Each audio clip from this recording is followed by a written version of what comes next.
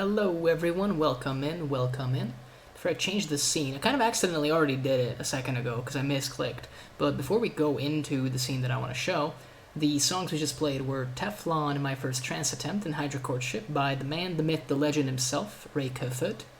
And also, Happy New Year to everybody, because it's my first time actually streaming this year.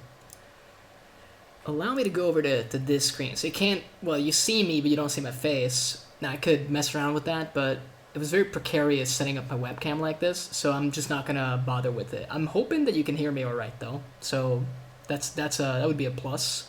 We're gonna settle for that. And I do need to put something in here. If you'll excuse me for just a moment. Let's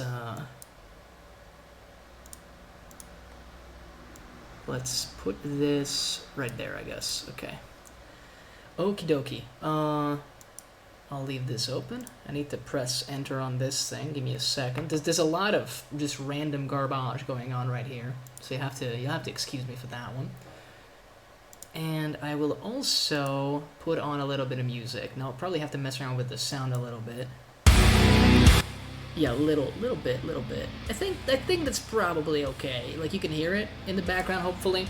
So this is going to be the Nightmare Reaper soundtrack on loop, basically, because I really like it. And also it's copyright free, so that's a big plus. And you might be wondering, what the fuck am I going to be doing on stream? And why am I building a big guy? Well, I got a few big guys, actually. Let me do my best to get these guys on camera. So this is what we're going to be working on. Let me try to get this all in the frame. It's 3 Mega Gargants. So if you're familiar, these are fat, tall motherfuckers that are kind of a handful to deal with. And I've had these for probably, like, when were they released? Because I've had them since then, pretty much. I bought them with the intent of starting a Sons of Behemat, aka Giant Army, and I never did. I never did because I was involved in a ton of other projects, kind of just, you know, it all fell flat on its face. And so it just kind of rotted in my closet for the longest time. I did open the boxes up because there was a friend of mine who was looking for certain, like, components from this kit. He wanted some bits, as they're called in the business. And we did some business together. But this year, just like last year, I'll be going to AOS Worlds because it was a lot of fun. And I would like to make a brand new army for that because I've taken my Troggoth army. I don't think I've shown that off on stream, but I'm not going to right now. Maybe I'll take a picture later and, like, post it on Twitter or something. But yeah, I want to take a new army, a different army, because it would be a lot more fun. It gives me a reason to actually work on some stuff. So I think what we're going to try to do is we're going to build, like, the basic body, or at least try to build the basic body of, like, one guy, maybe a couple more. I wish it was 4 big guys, but unfortunately I only got 3. I will be buying a new one because I want the Beast Smasher Mega Gargant as well, the one with the giant fuck-off hammer. It looks really cool. So I'm looking to get one of those as well, and this is going to be a pretty big project. I want to build, like, an entire display board, tons of shit for this, actually. So let's get into it. I will place this little bunch of instructions, this instruction booklet, if you will, to the side here, and I will just start bashing, and probably just, like, talking alongside it. A little bit of musical background. This is literally just the most self-indulgent stream that I could think of. But I thought, hey, why not start the new year off on a high note, huh? Just do what probably nobody cares for, but it gives me an excuse to do it tonight. At least get started. And then hopefully once I get started, I'm not gonna, like, fall behind. Because it's gonna be a whole lot more difficult to store these things once I start building them. So we're just gonna get these legs, and, you know, there's already some scuff marks on this poor lad over here, but I mean, hey, that's just extra texture. That's just for the dry brushing later. Copium, of course. Alrighty. Now, I'm just thinking, do I want to go on, like, all of them? And I think what we'll do instead is we'll go, like, one set at a time. That seems to make the most sense to me. Is this number 2? It does look like a number 2. It's kind of his ass crack. It's a little obscured, but it is, like, his ass crack is meant to be there, so. Starting off on a high note, immediately with the butt. That's what everybody wants. I hope that none of the bits that that one friend of mine that I mentioned, like, that I ended up selling to him, were actually supremely important. If they were, we'll have to figure that out. Now, I will be modifying these guys a fair bit. And I'm also putting a giant caveat out here that I work really slow. Like, I'm meticulous, to the point of ridiculousness, actually. So you have to excuse me for that one as well. It's gonna be a long while building these things, for sure. But that's why I want to get started now, because AOS Worlds is at the end of May, so I still got a fair bit of time to get stuff done. But, yeah, we're gonna have to step on it, basically, if we aim to get it done. But yeah, so Happy New Year. Happy 2023 to everybody. I hope that you had a good New Year's Eve party. I posted on Twitter that I woke up really angry on, like, the 31st, and I didn't have such a great time. I ended up going to a party that my brother organized, and it was an okay time, like, I can't complain, but none of my friends ended up coming, sadly, because they were sick. Probably just the flu. I don't think anybody had COVID, thankfully. But it wasn't ideal. Like, it wasn't a bad crowd at the party, and there weren't that many of us, which I think is better for that kind of stuff.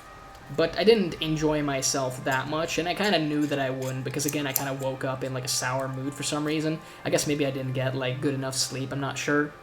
But it went by okay. It wasn't an awful start to the year, at least. So that's something. That has to count for something, I suppose. And last week was also my birthday. Now, I really, really wanted to actually stream on my birthday, but I didn't get to.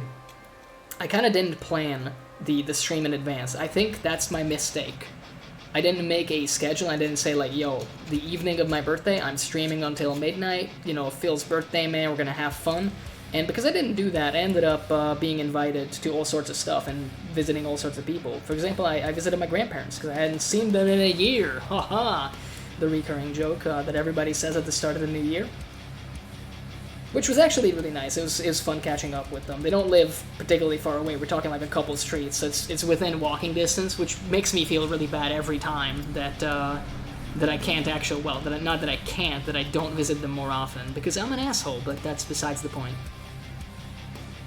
I also linked up with a couple friends who, again, didn't show for the New Year's Eve party, but that's okay, because, again, sickness is a good excuse, a good enough excuse, I feel like. We'll let them get off the hook with that. And in the evening, I ended up watching movies. I think it might have been just one movie. I mean, I can actually check. Hold up a sec, because my memory apparently is not what it used to be. It genuinely was such a whirlwind. Oh yeah, we watched The Menu with my brother and his fiance. It was a pretty good time, I gotta be honest with you. Like, it was actually pretty good. I didn't like some parts of it. Like, I think the movie itself is a lot of fun, for sure, and it's a crazy, kooky idea. Although, apparently, there's a lot of similar, like, island-themed, semi-thriller style things coming out recently, and it's been, like, a trend. I honestly attribute that to the fact that there was lockdown, and people, especially in the movie business, need an excuse to go to a tropical island, or just a cool island. In this case, it wasn't really tropical. I think it's just the Hamptons, from the looks of it, but I'm not quite sure.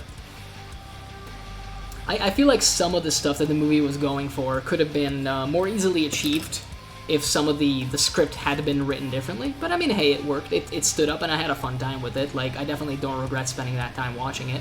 And obviously, I had great company. Like, my bro is a big film buff, so it's always fun watching movies that he picks out, and also watching it with him, because he's got a lot of technical information. So if you really want to get into stuff, then he's got, like, a good eye for things, you know? And he can actually, you can have, like, a good discussion with him. I was gonna say argument for a second, but it's more of a discussion, really. So I had overall, like, a decent time on my birthday. I didn't get to do everything that I wanted to, and I also started playing Dying Light 2 with a friend of mine, and that game has a 3-hour tutorial, by the way. In case you didn't know, you probably do know, because if you check the Steam reviews, unlike me, you would know this. I very briefly skimmed through them, and I saw, like, most of the positive reviews, and I didn't see the tutorial mentioned there. This is, again, my mistake, because had I known in advance, we would have done it differently with my friend, because we were looking to actually play co-op, and I don't mind the whole no refund thing. I don't think we could have refunded the game by that point anyway, because we bought it sometime after Christmas. So it's just one of those things, right, where you're already past the refund period in the first place. So it doesn't matter to me if it's going to be like 2 or 3 hours into the game. And I didn't buy the Steam version anyway. I think we got the Epic version because it was super, super cheap. And I actually don't mind the stuff on Epic for some of these games. The tutorial itself is pretty well constructed in Dying Light 2 until you get out of it. Like, I genuinely closed off the tutorial with a smile on my face. After 3 hours of gameplay, I was like, man, this is a pretty effective tutorial. It gives you like a story hook, it gets you interested in the characters, it showcases some interesting characters that don't seem, you know, that much of a cardboard cutout. It actually seemed kind of promising. Mechanically speaking, the game gives you like a nice crash course of stuff, teaches you some of the combat. Now, I will say immediately getting into it, the combat and the parkour is a little bit more complex, and honestly, I would say worse than the original Dying Light, which is a shame. That's a big shame, in my opinion, but it is what it is. But once you are done with the tutorial, you feel like you got like a good grasp on the mechanics. That's what you feel. And then you actually get into the game after, and oh boy, it gets crazy. There's a lot of stuff that they don't tell you in the tutorial, and I honestly, in hindsight, find it kind of frustrating for that. I'm gonna get this little sanding stick and start working away at stuff. These little jagged edges, man, they're gonna mess up my fingies. You can already feel it. I'm very surprised so far that this is only taking me, I don't know, like 9 minutes to clean 2 pieces. Like I said, bro, I'm really slow. I'm meticulous. I try to eliminate any trace of this thing being a plastic model. Sometimes I fuck up, like I put a lot of effort into it, but eventually I just crack and give up. But I do try my darndest to make stuff look super cool if I can. It's just one of those things where my main motivation for getting it right is ideally you only gotta do this once per model. In this case, we gotta do it like 3 to 4 times in total. But hey, that's still not that much. And by the 4th, I think we'll have it down to a science, is the hope at least. Little bit of sand and goodness. I do really like these little sanding sticks that I got. This one has like a little bit of a brown skid mark on it. Don't worry about that. I kind of used it to wipe my ass. I'm joking. It's because I actually sanded a piece that got primed with brown. I had to liberate an axe from one of my older orc models to give to my Pathfinder Barbarian, because Giant Instinct means the man has to have a fuck-off axe. And as a consequence, you know, I had to replace the model's original weapon. And the axe that I wanted to go for was actually already primed in brown, because I usually prime my orc stuff brown for like a rust effect and stuff. Usually do the metal first before anything else, and then kind of like paint the rest of the bits. But yeah, so we're going to build the basic bodies for sure, and I'm going to do some cutting after. Now, I don't know if we'll do everything on stream. There's a part of me that would love to do that, actually. Would be a lot of fun, and it would keep me honest, to be honest. Do I have a lighter? I do. Good. I might need a lighter for this. Does this one work, or do I need to get a different one? Well, let's see if we actually need to burn it out first. So where do these things connect? Okay, so it's basically crotch and side of the leg. Kind of almost everywhere from the looks of it. Can't tell from the feel alone if the path in the little nozzle is clear yet. We'll see in a sec. I'm gonna say that maybe it's not, because by this point, with how full this is, I think we would be getting some glue now. No, it works. It was just really settled into the depths of the container. This is just Citadel plastic glue. A lot of people like the Tamiya thin plastic cement stuff, but I've not tried it, to be honest. Maybe one of these days I'll look up like a modeling store online and buy it from them, because I don't think any local shops actually carry that stuff. I used to be a local shop, well, I used to run one, but yeah, I had to close, basically. It was not sustainable. In my case, it wasn't due to COVID, though. A lot of people ask, because it was right before COVID, if I closed because of the COVID restrictions and whatnot, but that's not really the case. For me, I basically gave myself up to 5 years to figure out if I was going to keep going with it. And I decided, you know, in the end, like, this is just not working, basically. And I was working a heck of a lot of hours to try to make it happen. Which is fine for a while, but it can lead to some very severe burnout, and I think that kind of happened to me. And it's not fun. It's not fun when you stop enjoying something, as it turns out. I have the base here. I'm rummaging around off-screen, because the camera doesn't capture a lot of space, to be honest. I feel like we could probably invest into a better webcam in the future. That could be like a big thing. My man has a big old butt. Look at this. Look at this stuff right here. That's his ass. That's pretty huge. That's real big. Oh no, his little tummy got like some scrapes as well. Although I can just wipe it away, so it's no biggie. I would love to actually build up at least like one. Yeah, let's build the legs. Like let's build both of the legs before we jump back into another leg maybe. Because in terms of efficiency, it would be best served actually focusing on like individual pieces rather than individual models. So right now, if we want it to be supremely efficient, what we'd do is crack open another box and we just repeat the same steps that we've done before. And essentially, we'd be doing everything 3 times. The benefit of that would be that, again, it would basically just become muscle memory past a certain point, and also it's just faster than working individually. But it is mind-breaking, and to be honest with you, I'm at the point with the hobby where I don't like the mind-breaking aspect of it. I'd rather have a little bit of fun, even if it comes at the cost of efficiency. And I genuinely feel like maybe that's okay. Maybe it's alright to not be the most efficient and just have a little bit of fun with it. These pieces like click into one another pretty nicely, I gotta say. Now, let's actually clean this other leg, the right leg. He's got, well, I don't know if he actually has his best foot forward. He's actually going forward with his left foot, so I should not be saying, you know, best foot. Maybe the left foot is the best foot for him. Who knows? Who knows these guys' preferences? Big point of criticism these models always get, and I totally understand why, is the actual base, like, pose is always going to be the same. So even if you're very adventurous, but not brave enough to start sawing into plastic, all of your models are going to look the same. And a lot of people playing against the Giants tend to bring that up. So one of the things I'd like to change is I will be changing the pose on pretty much all of them. I got a lot of big conversion ideas. They make me very, very worried because a lot of them are just so huge in terms of scope that I don't know if I can actually do them until the tournament and still have enough time to paint everything. Which I know sounds ridiculous considering I just said like 10 minutes ago that the tournament that I'm going to is in like May, at the end of May, and there's so much time left. Like we're not even halfway through January yet.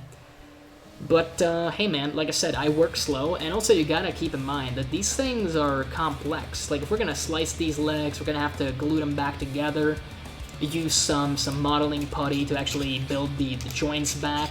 It's a lot of work. It involves a ton of fucking work, as it turns out.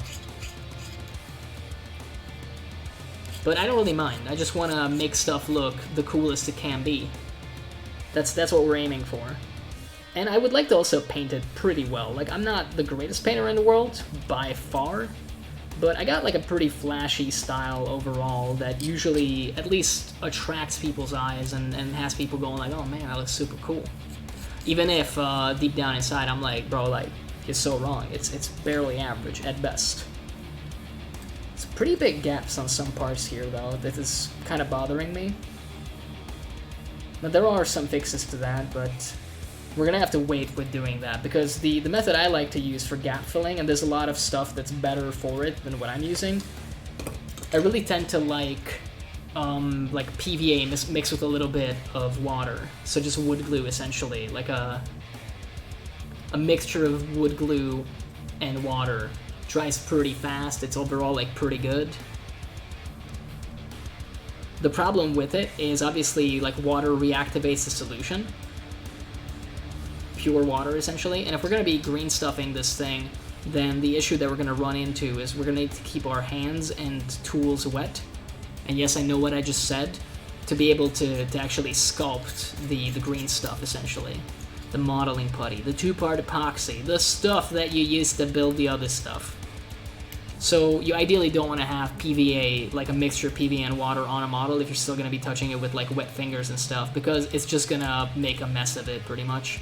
And we don't really want that, as I said, because these are pretty expensive models, although it's not really the price point that is making me consider, like, oh, they gotta look the best. It's more so the idea that, like, your average army probably is made up of, let's say, like, 60 models. So you got, like, 60 guys running around on a table. If the individual model out of those 60 is maybe not, like, the most breathtaking thing you're ever gonna see, I think that's okay, because there's 60 of them. And hell, there are a ton of armies that have even more. There's armies that are made up of literal hundreds of models, and you're all expected to actually like individually build and paint those. So I think there's some leeway there. You know, if your average clan rat, the little like Skaven duder with the spear, isn't exactly a fucking masterpiece, and it doesn't have the Mona Lisa painted on like a shield, I think that's okay. You can get away with that.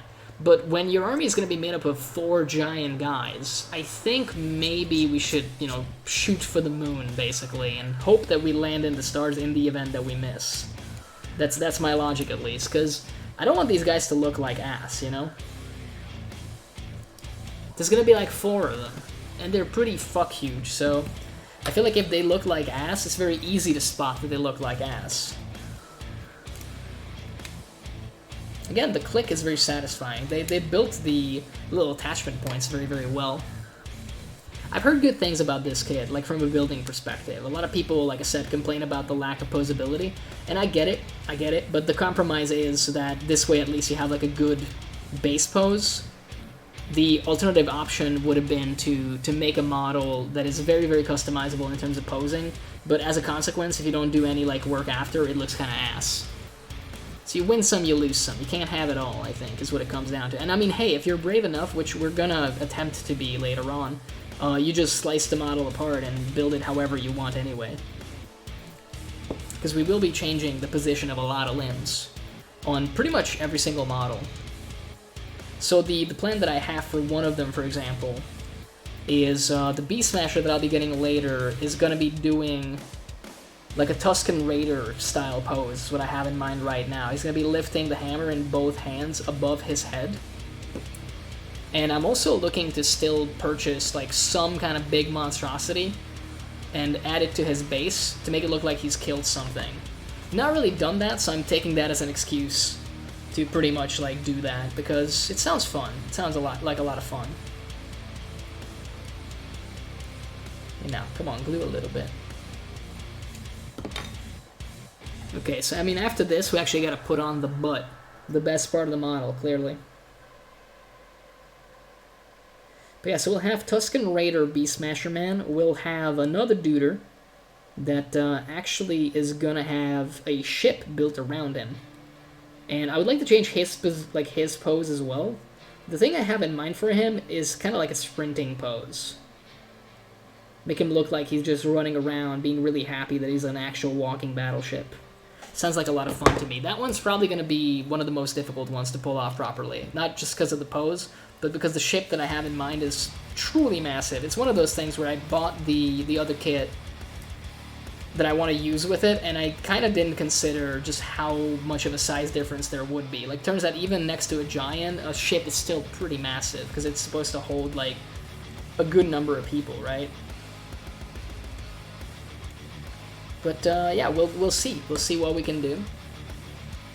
There's a very simple idea that I have. It's just a guy that's gonna be holding a tree by the trunk, and the roots basically are gonna be like the club that he uses. So he has like a club slash flail built together. That one's pretty simple, and we might not change the pose on that one. I'm kind of debating it because I feel like it's the only one that actually works with the basic pose, for sure. So we don't need to change the pose if we don't want to. But at the same time, it feels like a cop-out not to, you know? If we're changing the pose on, like, 3 out of 4 models, we might as well change it on all of them, it feels like. But we'll see what I decide in the end. I thought I put this away, by the way, the other pliers. I guess I didn't. I have this little cutting mat here, but I don't think we're going to be actually using it for any proper cutting. We get rid of some of the glue here so we don't gunk it up. I think eventually it's unavoidable with my glue usage that will gunk up the little tube, the nozzle tube, if you will. And then I'll have to run to the kitchen and get a lighter, because I'm not actually a smoker, so I don't have a lighter just on me all the time. I have that cute pig lighter that you just saw, but unfortunately that's out of gas, and I never fill these, because again, I don't actually smoke. I smoke a hookah every now and then, but that's about it. It's more of a social thing. We did actually do like a round of hookah during the New Year's party. I think it's fun in a group. It's like something that you do with others, you get to talk next. It's kind of chill.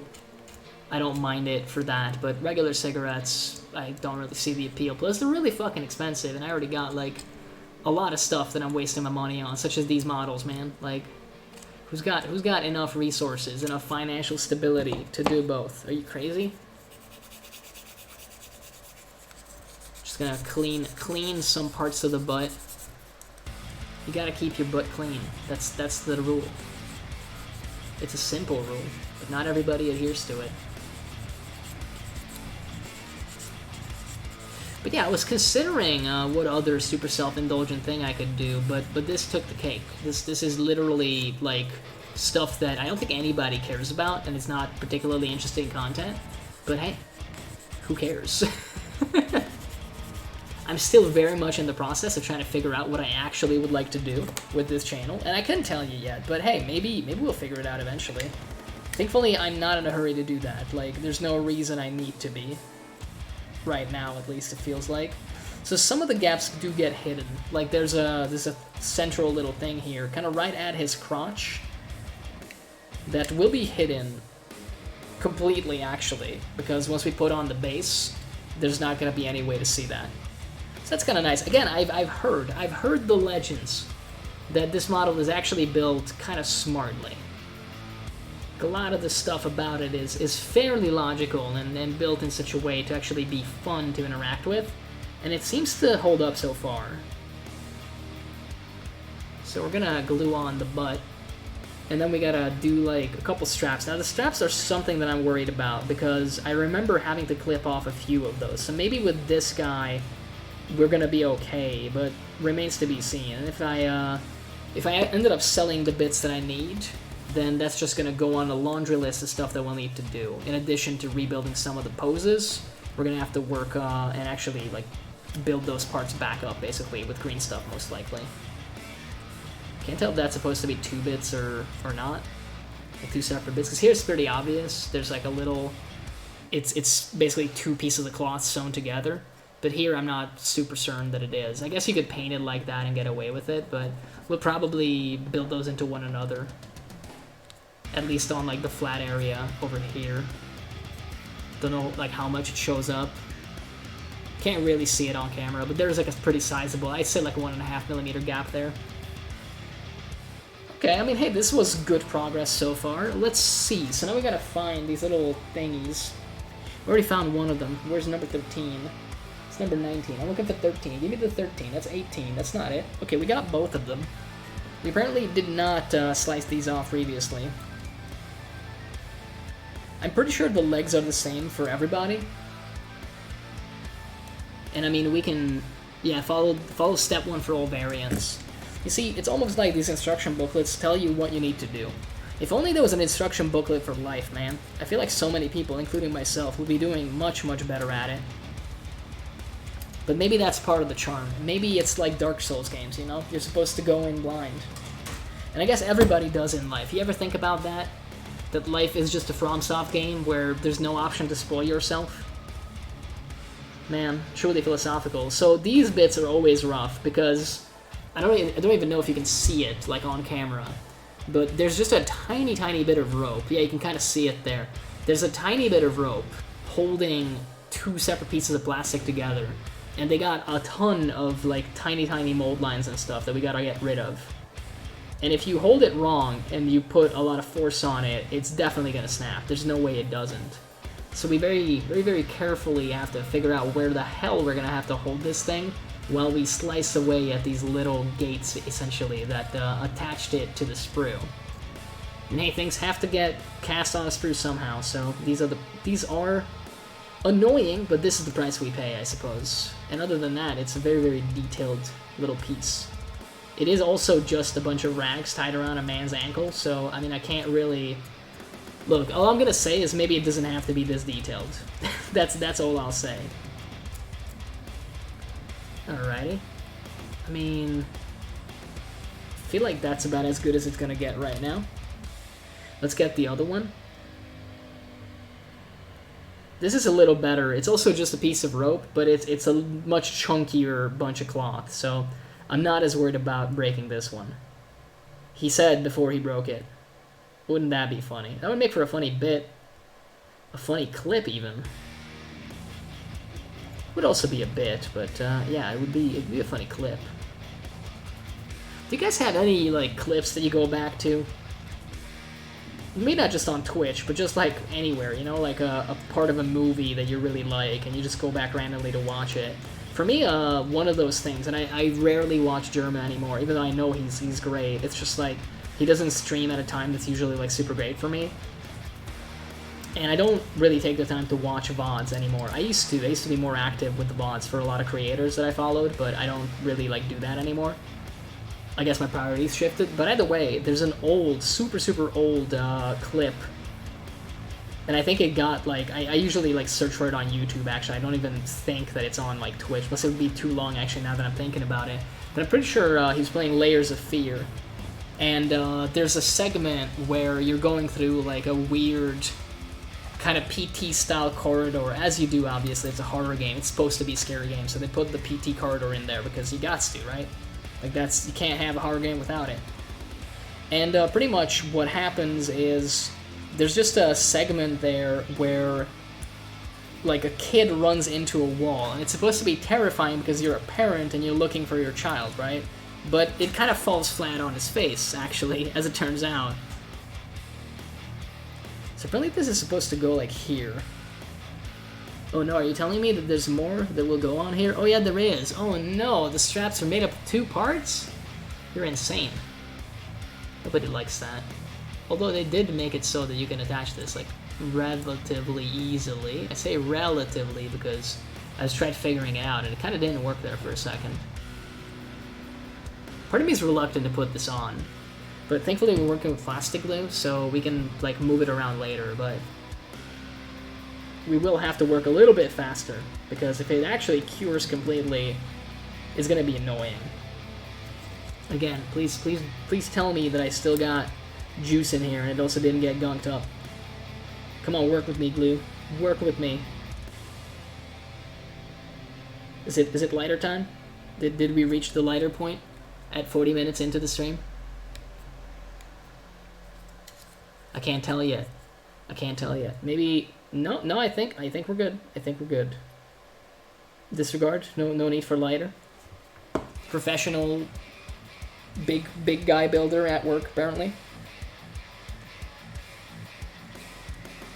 So that click exists is about as much as I'll say for it. There we go, I think. Yeah, that does not want to attach like that much.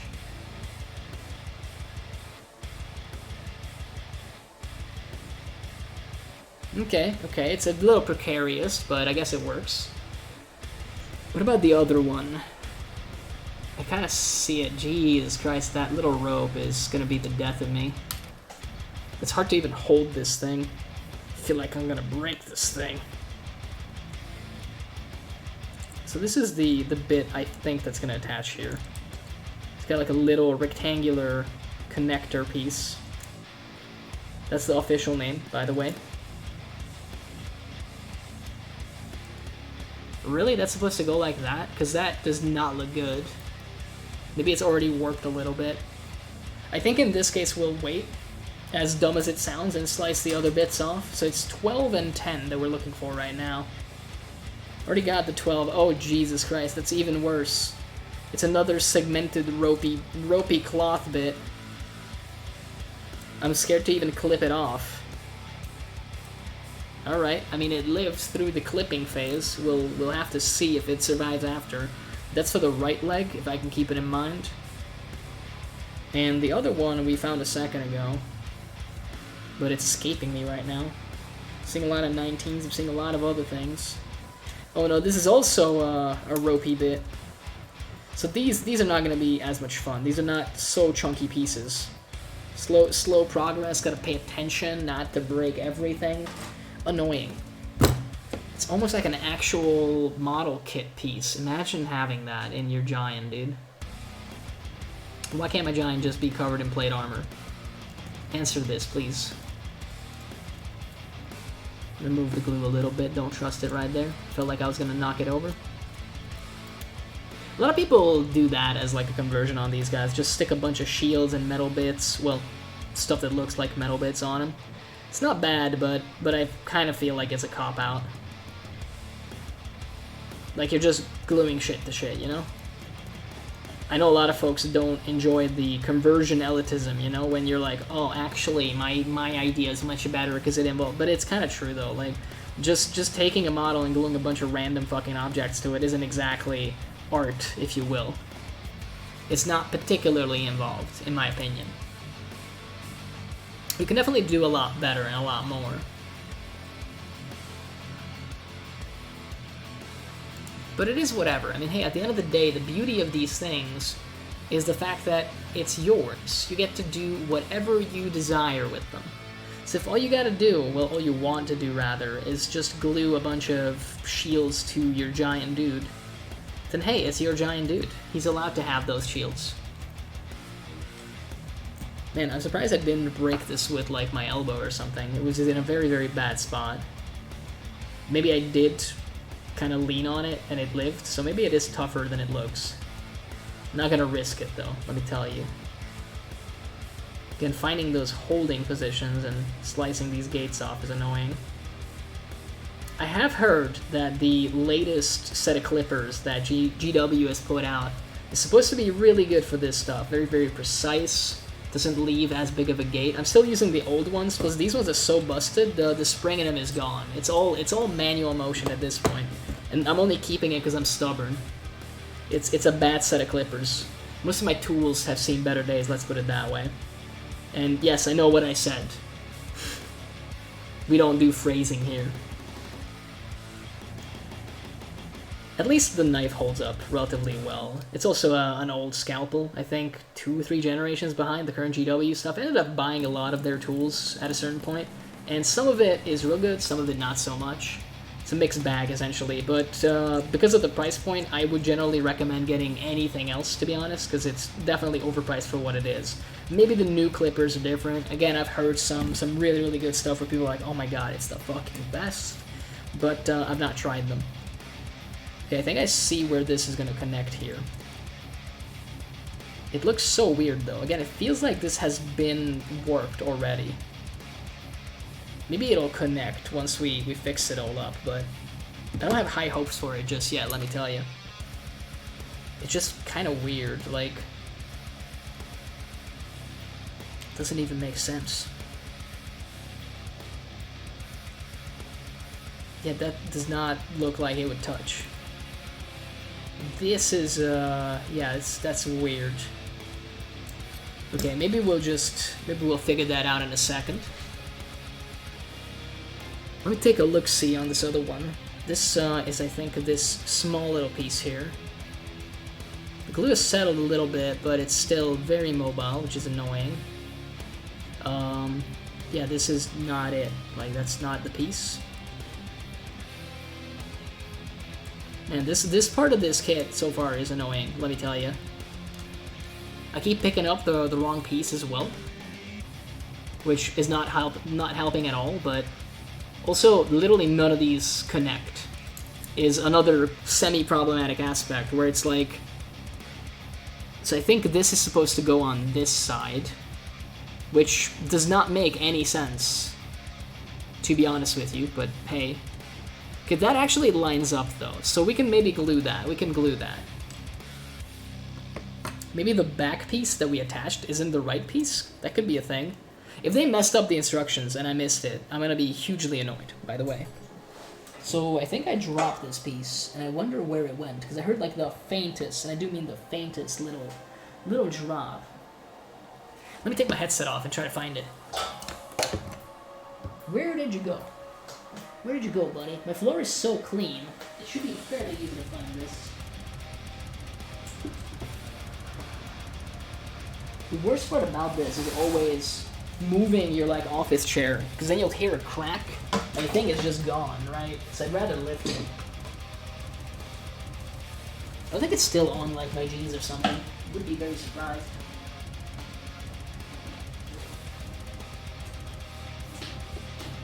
I mean, I'm at a loss. Where did it go? Oh, maybe it went underneath my PC tower. Hold up. Let's do like a slight lifting motion. No. No, it's not there. I think I see it. I see it. Emergency averted. Crisis averted. We have located the bit. We found the bit. Ladies and gentlemen, we got him. It got launched off of my foot, I think. That's the only explanation, because it's very far away from where it ended up falling. Okay. Now, just to check where this thing is supposed to still go. Yeah, okay, that actually lines up. That seems believable to me, that is supposed to attach there. So we will go ahead and attach it.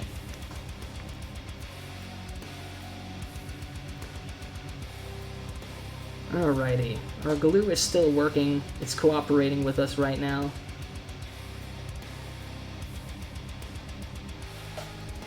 I'm starting to really doubt that one piece that we glued on, if it was the right one, because it did not line up like this one.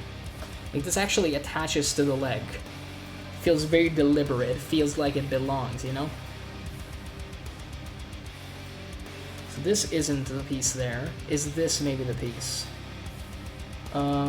If it is, it certainly does not fit. Because this would attach like there-ish. There's like a thing missing in between them. This doesn't reach around. This doesn't add up. Neither does that. I think it's supposed to be this one. But if it is, it does not match up. I feel like we should have gone individually and kept it in mind, like the numbers of the sliced off pieces, but it's annoying to do, so we didn't do it. Is it this one, and is it just like warped a little bit? No, that's so far away. It does not connect at all. I mean, I feel like they kind of messed up the instructions, because I definitely cut off the right bits, but they are not matching up at all. It's very, very hard to tell in the instruction booklet which one each of these is supposed to be. Like, we look at that one. Let me, like, look at the side profile here on this one piece. It looks kind of alright for that one. Apparently, so this one's wrong. Okay, hold up. So this is supposed to go on the back here. It just broke, by the way, in my hand. So that's gonna be frustrating. Fixable, but frustrating. So this attaches there. Okay, that actually seems to check out there.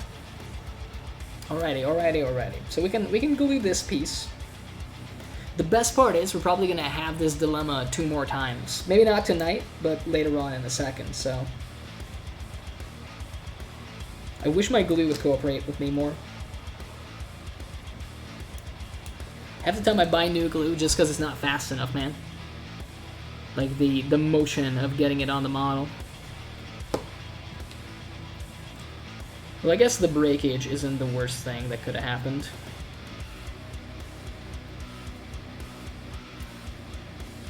Alright, here we go. Maybe add a little bit more glue over to here so we can glue this rope back. There we go. Pretty sure it was this little segment. Again, it seems to line up this time, so that's positive for us.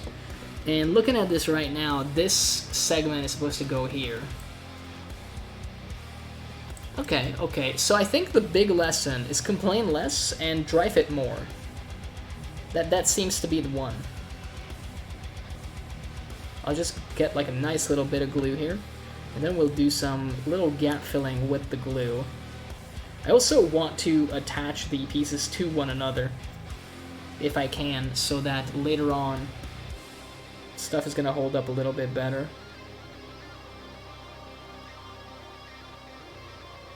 I think this is still not going to like get in the way of our paint, but I do want these to be attached to one another. And that just leaves the one little segment now.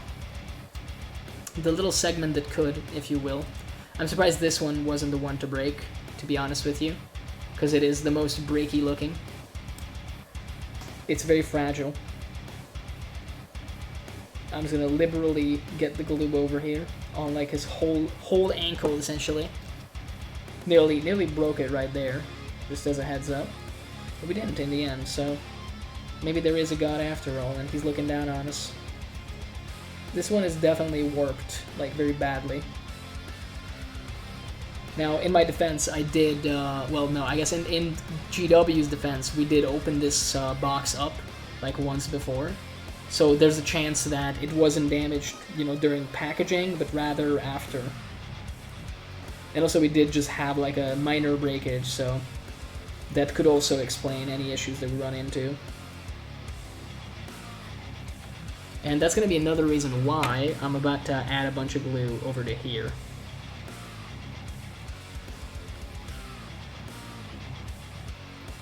Alright, looks a little better to me now. Yeah, these pieces are not my favorite so far, I'll be honest with you. I get the idea, but having 4 pieces of just rags around the ankle that all essentially look the same, not the best, not the best. I feel like maybe they didn't think that one through. That's like a little frustrating. But that does mean that technically one set of legs are kind of built right now. I guess this is still step 1, so why don't we just keep on going and build the rest of the body? And then we can rinse and repeat after. Let's do that. That seems to make a lot of sense to me. His back is kind of hard to miss. I think even with the sawing that we intend to do, it's not a bad idea to put the body together and then go from there. Now, the one thing that's making me very heavily reconsider the sawing aspect is, again, the ankles here, because I feel like when I'm working on it, I'm definitely going to break that stuff off. If push comes to shove, we'll just, like, rebuild it with green stuff completely or cover it with something, because I don't think that it's going to handle, like, particularly well. Because I'll have to hold the model somewhere, and if I touch the ankle and forget about it, there's a very high chance we'll break off all of these little bits, man. Break off a ton of them bits, but we'll see. We'll see what we can achieve and how. It is what it is. It do be what it do be, as some people say.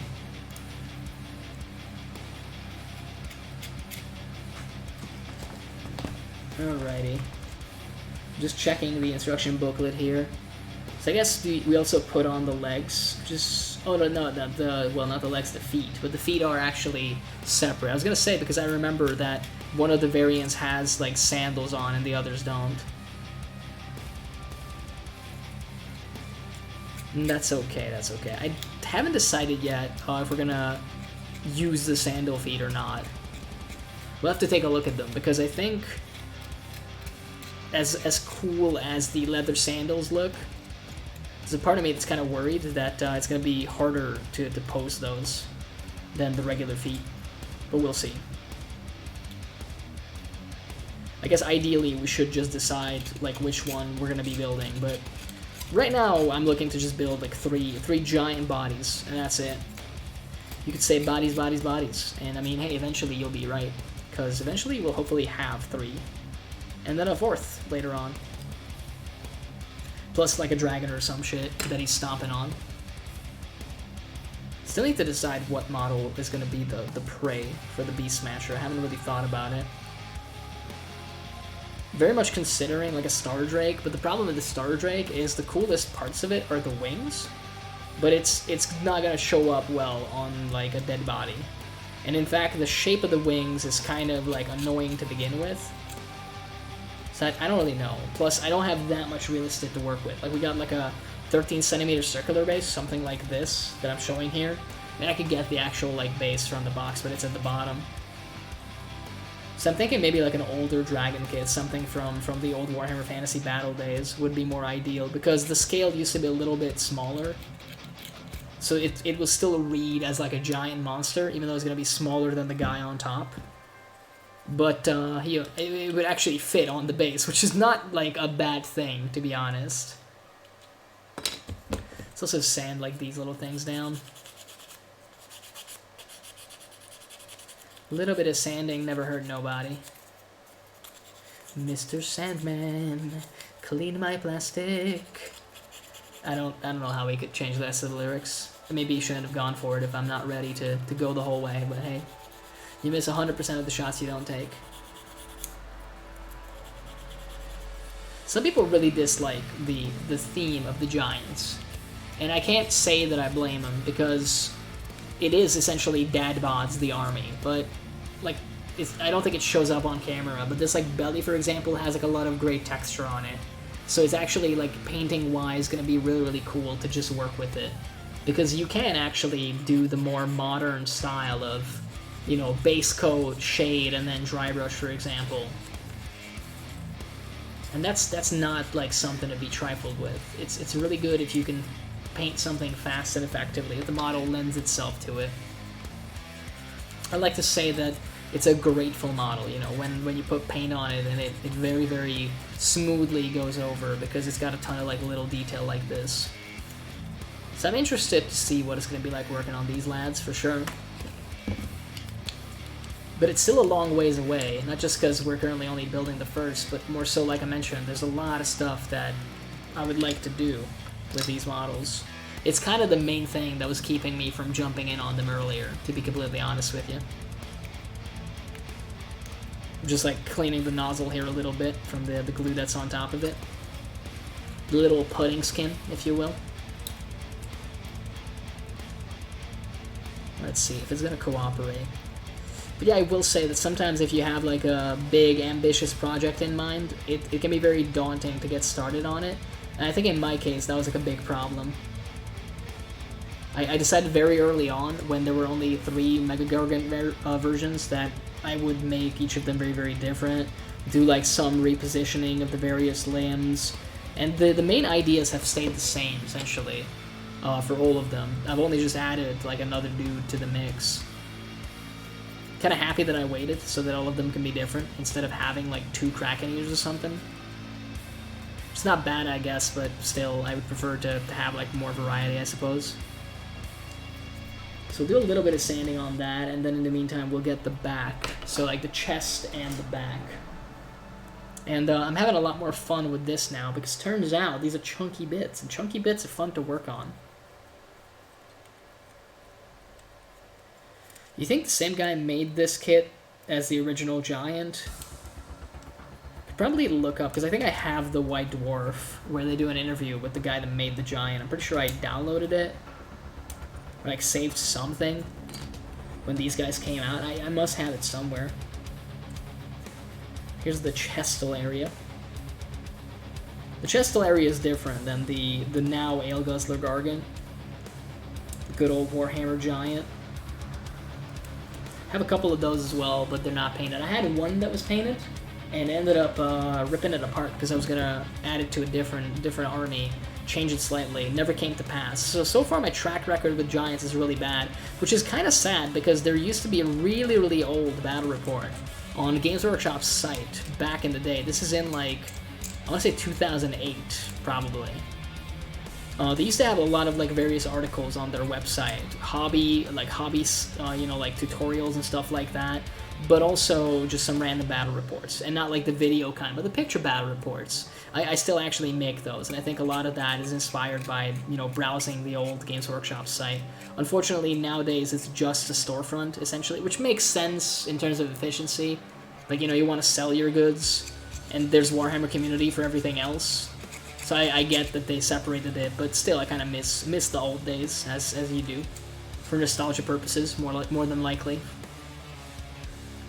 But essentially, it was a very interesting battle report, well, a really fun battle report, where Ogre Kingdoms played like a regular army, and I think they were up against, I want to say 5 Giants, so it was probably like 1,000 points versus 1,000 points, but 1,000 points was just 5 very heavily modified Giants, and there was a little bit of a narrative that these Giants were all related, they were all brothers, they were all mercenaries who like got together again after doing a bunch of service, made a lot of money, and they were telling stories to one another. And obviously the Ogre Kingdoms, you know, came there, the Ogres came to essentially get some slave Giants, because that's what they were called, by the way. Like, that's the official name of the unit back in Warhammer Fantasy. Warhammer was very liberal about using terms that aren't very liberal, let's put it that way. I still remember when they had a psychic power called Holocaust, and I mean, that's fucked up, right? Like, that's pretty fucked up. But it's a thing. Well, it was. In the old Demon Hunters book. Alrighty. We still need to do this little back bit. Let's not get ahead of ourselves. Haven't sliced off the gates yet. Storm the gates! Or in this case, slice the gates, I suppose. I have no clue how we're gonna paint the rags yet. Like, color scheme-wise, I'm at a total loss. I got no idea. But I'm sure I'll figure it out once we get there. Not too worried about it. And again, it's so much farther away. Part of me is really scared about this project still, even though, even like now, I was gonna say like though and now, and I turn it even no. But yeah, part of me is still very, very terrified by this project because it's not gonna be easy getting this done to the level that I want it to. You know, I have like a picture in my head about how I want things to turn out, and I'm realistic, and I'm realizing, like, the closer I get to actually building the stuff, which the closest we've gotten is right now, just building like one set of the body, that it's a pretty high standard that I have set for myself. Which is never a bad thing, by the way. That's not like awful, but you gotta be real and understand that it's gonna be difficult. Although I think I have about like 5 months now. So technically over a month for each model, but also if I want to do a display board, which is not that big of a priority, but I would love to still make one. It'd be cool. So we'll see, we'll see. But I'm just kind of glad to have started this. And again, it's a self-indulgent stream, but I haven't really hobbied much, especially not like around Christmas time, which I was sad about. Normally I did a lot of good stuff during like the Christmas holidays for models. Lately, because of a lot of other stuff going on, I've not really like picked up a paintbrush, done a lot of stuff. I will be doing that this weekend for sure, which is very, very nice, hopefully with some other people.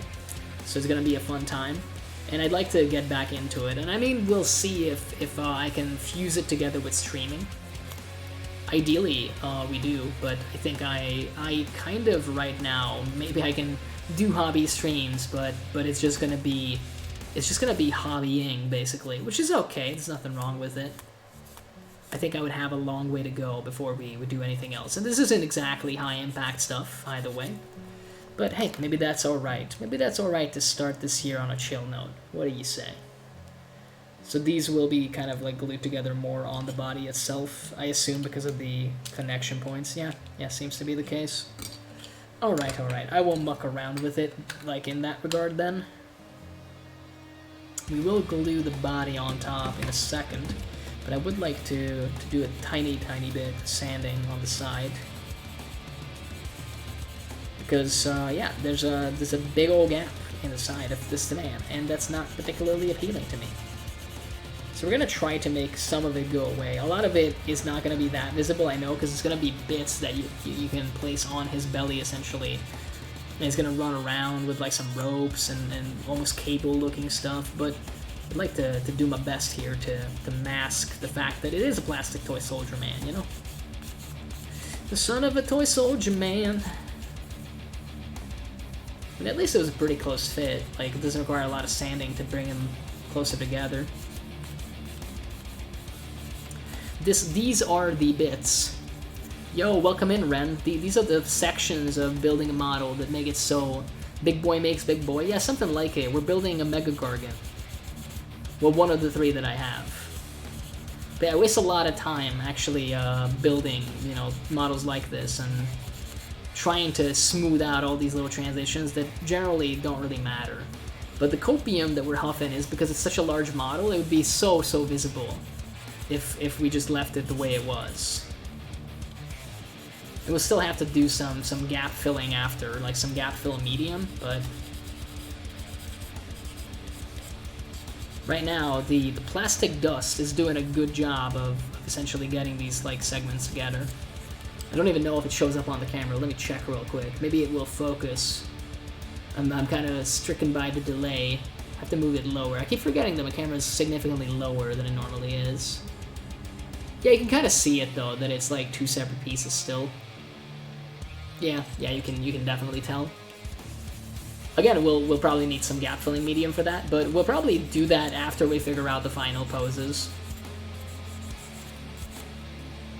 It's getting a little bit better, at least. Doesn't have to be perfect yet, but it will eventually have to be close to perfect. Really like these sanding sticks though. I got them a couple months ago, and I've kind of fallen in love with them. Mostly use just this one that has the skid marks. Has like a heavy wear and tear on it now, but hey man, it's very comfortable.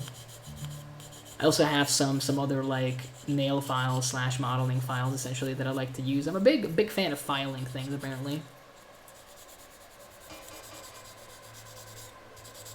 Alright, this underarm section is not looking so hot yet. But again, past a certain point, I think because we're also eliminating some of the detail on here, we'll have to accept that some of it is going to have to be gap-filling medium. I think that's okay for now. I'm hoping that the other side is going to go smoother because the gap seems significantly smaller over here on this side.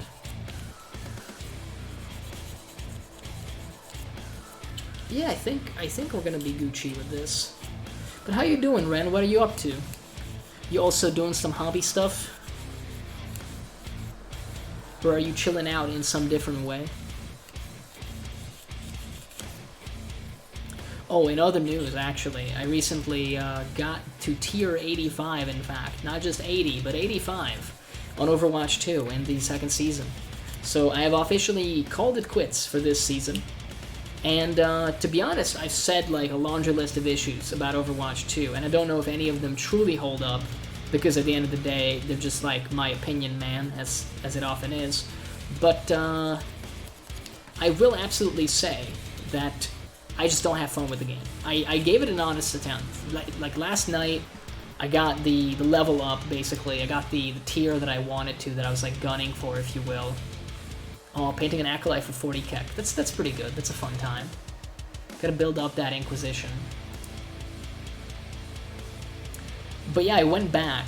Well, I kept playing even after I achieved my goal, if you will, of tier 80.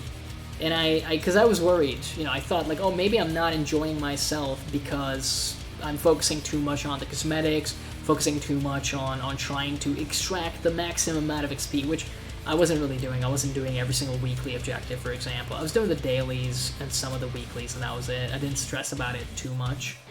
But I did think like, hey, maybe I'm going about this wrong. Let's just do the stuff that I usually have fun with. Let's play tanks, and surprisingly enough, I also played a little bit of damage, because you don't tend to get damage characters, or damage roll, excuse me, in all-queue. And the game really wants you to play all-queue, because all-queue is just, you're going to play support essentially, but don't tell anybody. And even when I just went tank roll in quick play, and had like some really good games, and some wins in fact, as like a tank, and I had like a good team of supports, it just wasn't that much fun.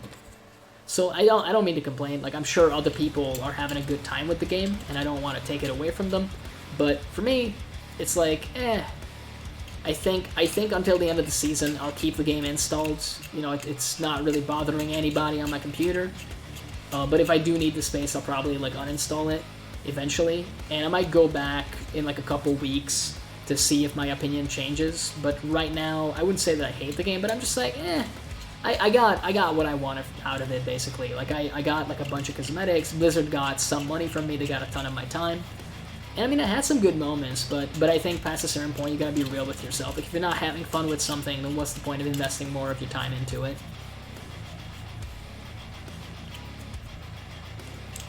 And I mean, I got other games that I could sink my teeth into. I mentioned that I got Gunfire Reborn, which is actually like an FPS roguelite, which as far as genres go, significantly more up my alley. So these gaps that we're talking about look significantly better now. I think a little bit of gap filling medium and we'll be right as rain. So I'm very, very hopeful that this will turn out okay. The legs, not so much. The segments there are not great. They're going to require a lot of gap-filling medium, incidentally, but we'll get there eventually. Alright, it's time to put the legs together with the belly. And then we'll actually add the like arms and the upper back. Hopefully our glue is still cooperating with us. I think it is. I think it is. Oh man, I don't want to scare anybody, but I haven't had to use a lighter yet.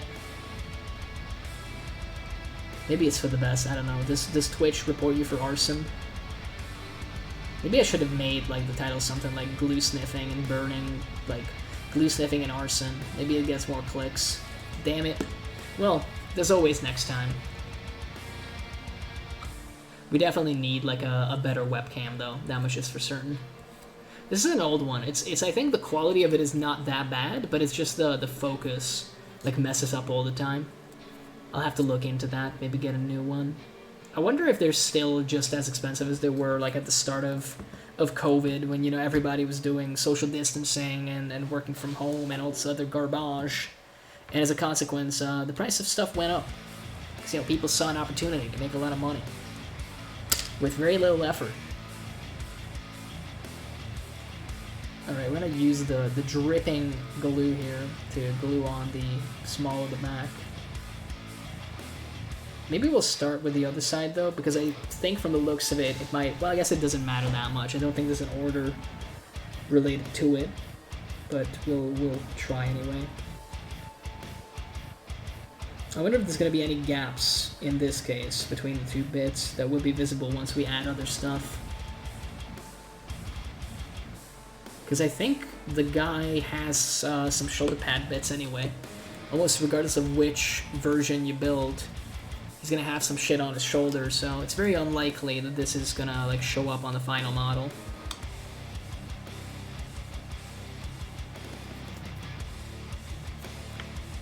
Alright, we're gonna...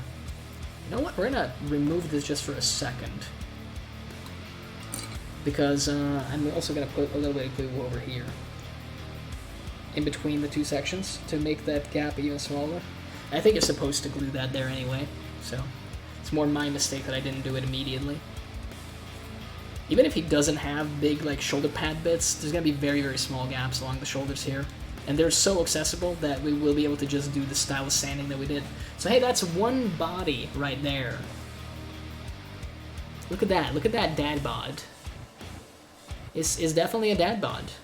He's kind of looking like a Greek statue, you know, with his arms missing, and also he's got no feet, because we don't do that for free. No free feet here. But that's essentially step one, from what I understand. So the cool part now is, well, maybe not sexy and he knows it, obviously. Obviously, I mean, he's a giant. Of course he's sexy. The cool but not so fun part is now we gotta do it 2 more times. So let me crack open another box. Let me just crack open a big one, as they say, and get right into it. Alrighty. I'm still somewhat stressed. What's that sound? Is there a bit loose here? I'm not sure. Yeah, I don't know. It's just the box. The box is a bit weird, but it's okay. We don't need the instructions for this one, because we already have a set of instructions. Yeah, so this is going to be the stressful one. This is going to be the stressful one, because I had to, well, I didn't have to, but I sold some of the bits from this guy to, like, a friend, and I wonder if he still got all the bits that I need. I think we probably do. I think we do, but we'll see, I guess, as time goes on. We definitely still have the body bits, because I would not sell those.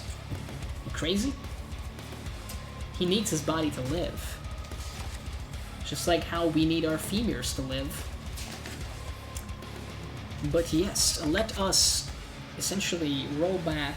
If I could turn back time to build more giants, then I guess I would, but place this over here. And, I mean, we shall start with his legs again. I'll leave this guy, like, just chilling here. I think he looks cool. We can kind of see that we've achieved something. And hopefully, you know, we'll get another one going. And he's still gonna have the feeties. How big is this lad? Let me get my tape measure out so far. What's his size? So without the feet, he's already, like, over 5 inches tall, though. It's pretty nice. It's pretty nice. That's respectable. Still gotta be a head on those shoulders, you know? He's gonna get a little bigger.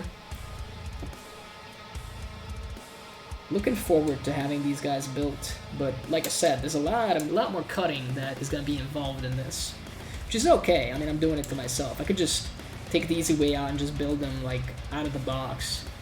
They don't look bad, but I feel like having 4 identical poses in an army of literally just 4 models is kind of a bad look. That's a big yikes from me, dude. As the Zoomers say nowadays. I don't know if they still say that. Like, look. You can't see my face right now, and maybe that's a good thing. I don't know. But I am often confused for a Zoomer, and I do talk with a lot of Zoomerisms on Twitch because I find it really funny.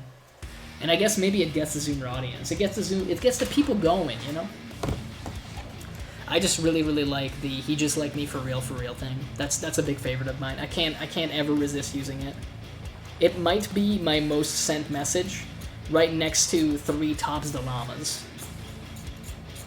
Like that's probably the big one. That's the one that if I could only send one message, it basically John Twitch came to my house in person, held a gun to my head, and told me, "Look, you can only ever send one kind of message now in Twitch chat, and you need to like write it down here. It would be tops the llama, tops the llama, tops the llama." And I think I would go pretty far with it. It's just so useful in a variety of situations. But that, or "he just like me for real, for real." Both could stand up. And I guess the second one has the added benefit of working regardless of subscriptions. So even if I end up becoming a hobo underneath the bridge, as long as I have like free Wi-Fi, I could still shitpost on Twitch, which is pretty good. That's a pretty important aspect at the end of the day. Even if you're starving and becoming an alcoholic under the bridge, it's good to be able to still shitpost on some of your favorite sites. It's basically how you keep your mental health at peak efficiency.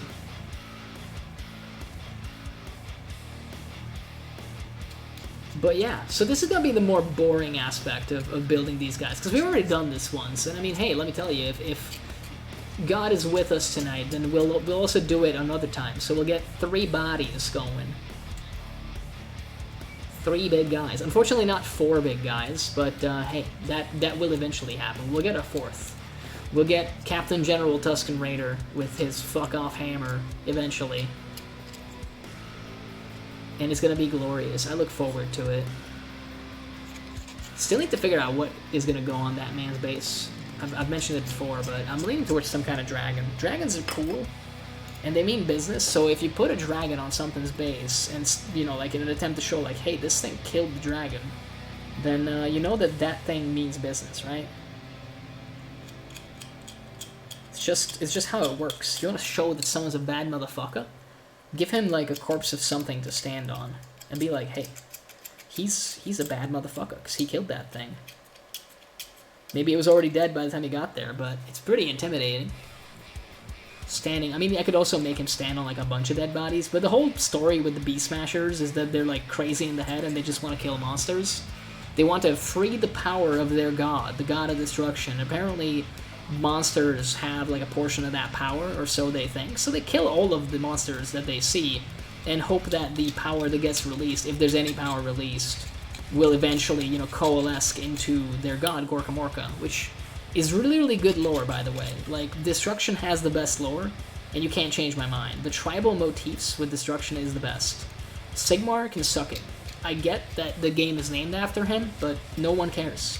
Literally no one cares. The only reason that the game is actually named after him is because otherwise every time they would talk about him, the entire community would be like, literally who? Like, Sig what?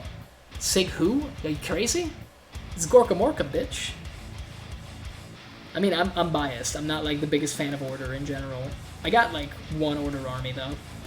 And it is, in fact, Cities of Sigmar, so I guess, you know, I shouldn't be bad-mouthing the God King and all that, but I play Steam Tanks, so we don't really care about the religious aspect so much. We don't pray to Sigmar so much as make sure that our gunpowder is dry.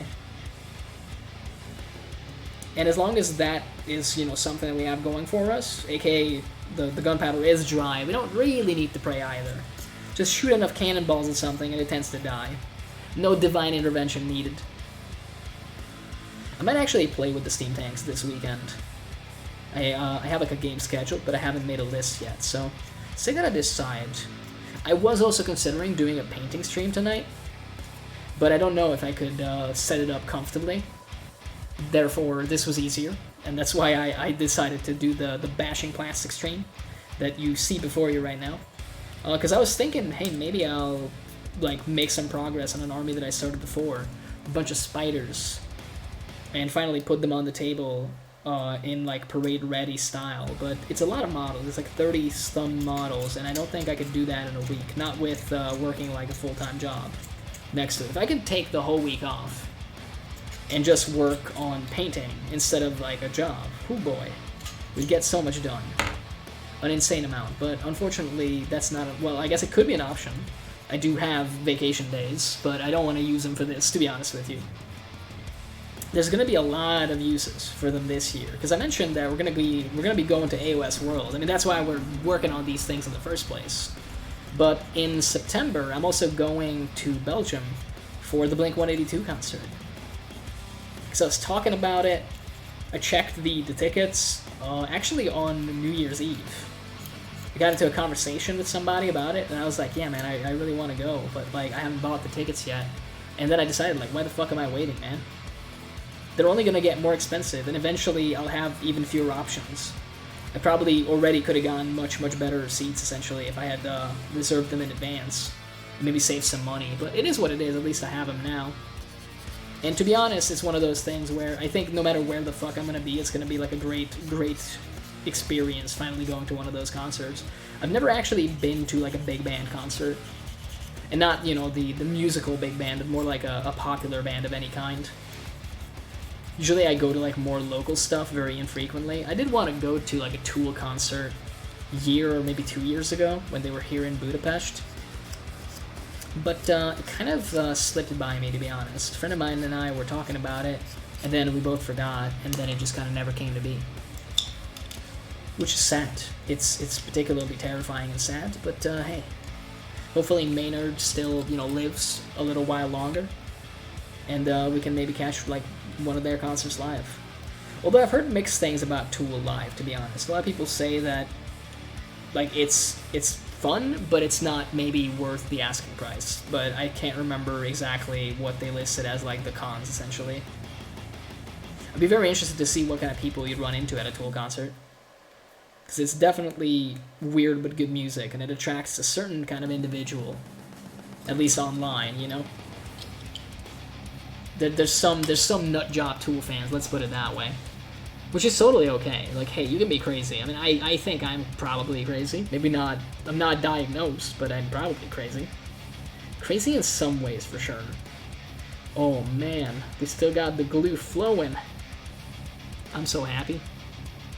It's the little things in life, man. It's the little things. Not having to burn your glue nozzle. It's pretty good. I gotta be honest with you. Alrighty, let's put these licks together. Boop.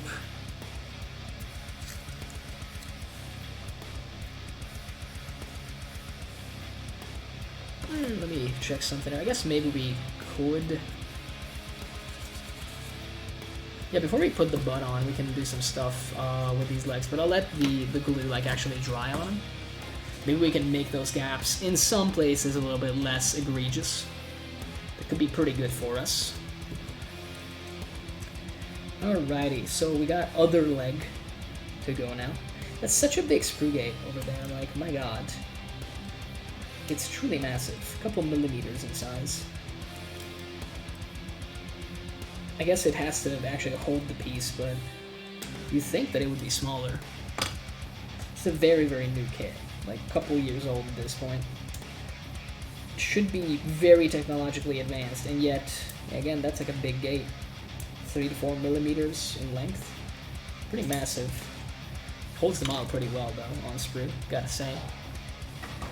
Alrighty, let's, you know, carve these as well and see what we can see. Slice off this massive gate. Jesus Christ, yeah, that is still super huge. It's so weird because then the one in between these two big ones is so tiny. It was like 1 millimeter. The contact point, it's a miracle it didn't break in transit. But I guess that's why they needed the bigger ones, like above and below. Kind of sliced my man here a little bit. I mean, hey, there's just more texture to paint later. Copium. That's just more texture we'll get to paint later.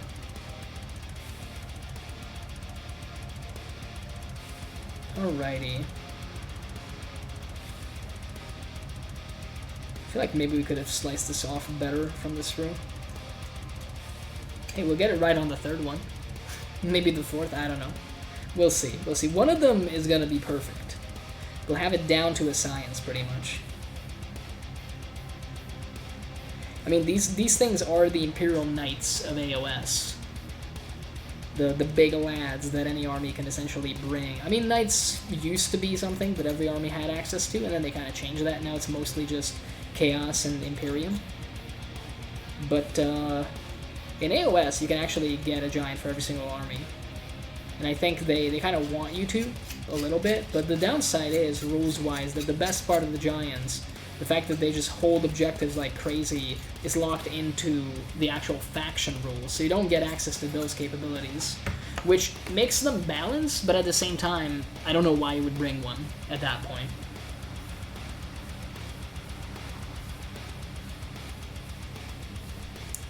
Had to hydrate there, excuse me. But yeah, like, the best thing about these models is the fact that you can just sit them on an objective and they will never die. They will strongly refuse. And they will in fact hold the objective for you. Now, the problem is they don't do the second part if you just like have them as allies. They just count as like 5 models, which is a bit sad, because a unit of like 10 random duders walks up to an objective and is like, hey man, that's mine now. I guess if you center yourself properly, because I'm pretty sure someone measured this at one point. I mean, we can do this on stream too, so this is the base that they go on. That circle. Excuse the shaky hands. Let me get the tape measure from behind myself here. So it's 6 inches in every direction, right? Yeah, so if you center yourself on this, I mean, it doesn't work flawlessly, because the idea would be that like you have the 6 inch, you stand at the center of the objective, but there's still 3.5 inches going around you, which means that there's a half-inch zone that people can like go into and still contest, and you won't be able to just enter combat. So multiple units can still basically, if they set themselves up right, they can totally take like an objective from you. It's not an impossibility. And especially when you just count as like 5 dudes. Very, very easy to put 5 dudes into that range. That's why the actual Sons of Behemat rules make it a lot better, because you need like, what is it, 15 or 25 guys? I mean, it changes as you take damage, but still. I think even at the lowest level, it's probably better than 5. It's alright though, like hey, at the end of the day, if you want to have a giant fuck-off dude in your army, you're probably gonna take the opportunity to build a giant fuck-off dude, right? I wonder if they'll keep that like in the game forever. Because I've seen a lot of like very, very nicely modified giants that people have added to their armies, their existing collections. And it makes me wonder, like if they ever take that away, those people will be pissed. Kind of rightfully so, to be honest with you. So I feel like they kind of owe the community to keep the mercenary rules intact in some way, shape, or form. We'll see if it ends up mattering. For me, I could see myself using mercenary Mega Gargons once I build my 4 and they're fully painted. It's a nice way to add like a 500 point thing to an army that otherwise would maybe not have like enough for 2,000 points, like a standard size game. And I mean, hey, a good example of that is actually my Ogre March Tribes. I played with them this weekend. The new rules, well, new to me, they're a couple months old at this point. And the rules are a lot of fun, but my army is very suboptimal, because I only got like 1 monster of each, and a bunch of Mornfang, and a bunch of characters.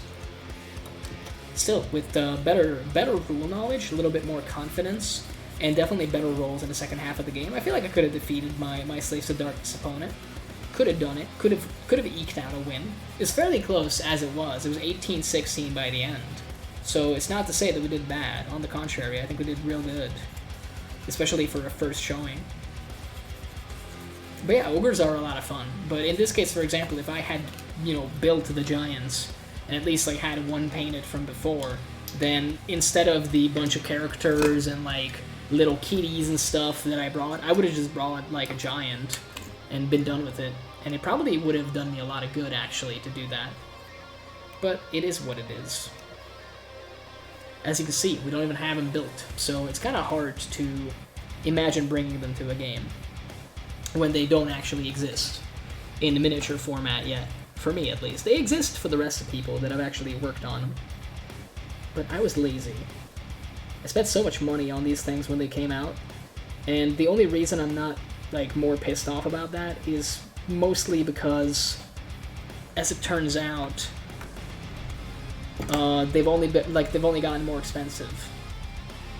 So that's making it a little bit more okay, but still not really ideal, if we're honest. Like, hey, you buy these models because you want to work on them, and I didn't. I didn't work on them for the longest time. It's kind of shameful, to be honest. I'm not proud of it, but hey, maybe we can repair this relationship with this giant over here, with this army of giants, pour our heart and soul into this project, make it the coolest army that we own, and maybe we can forgive ourselves. Because being mad at yourself is not that great at the end of the day. I should know I'm mad at myself all the time. And if you are as well, then hey, like, do as I say, not as I do, and don't be mad at yourself. This has been the Mumbles self-help column. Sponsored by GW, apparently, because we're building some model kits. Maybe I should add, like, a little bit more glue on the inside here. It doesn't feel that, like, secure yet. There we go. A little bit better now. I love working on the chunky pieces, man. It's so much fun. Unfortunately, the fun is about to end. Like, we have the butt to glue on, and then we got the rags again. We had so much fun with the rags before. Ugh. Ugh, the rags. Not the rags. I think we'll be fine, though. The thing I'm going to attempt to do is maybe we won't cut out every single rag, we'll just go one at a time. And that should make it a lot easier. And maybe we won't break any of them as a consequence, we'll see.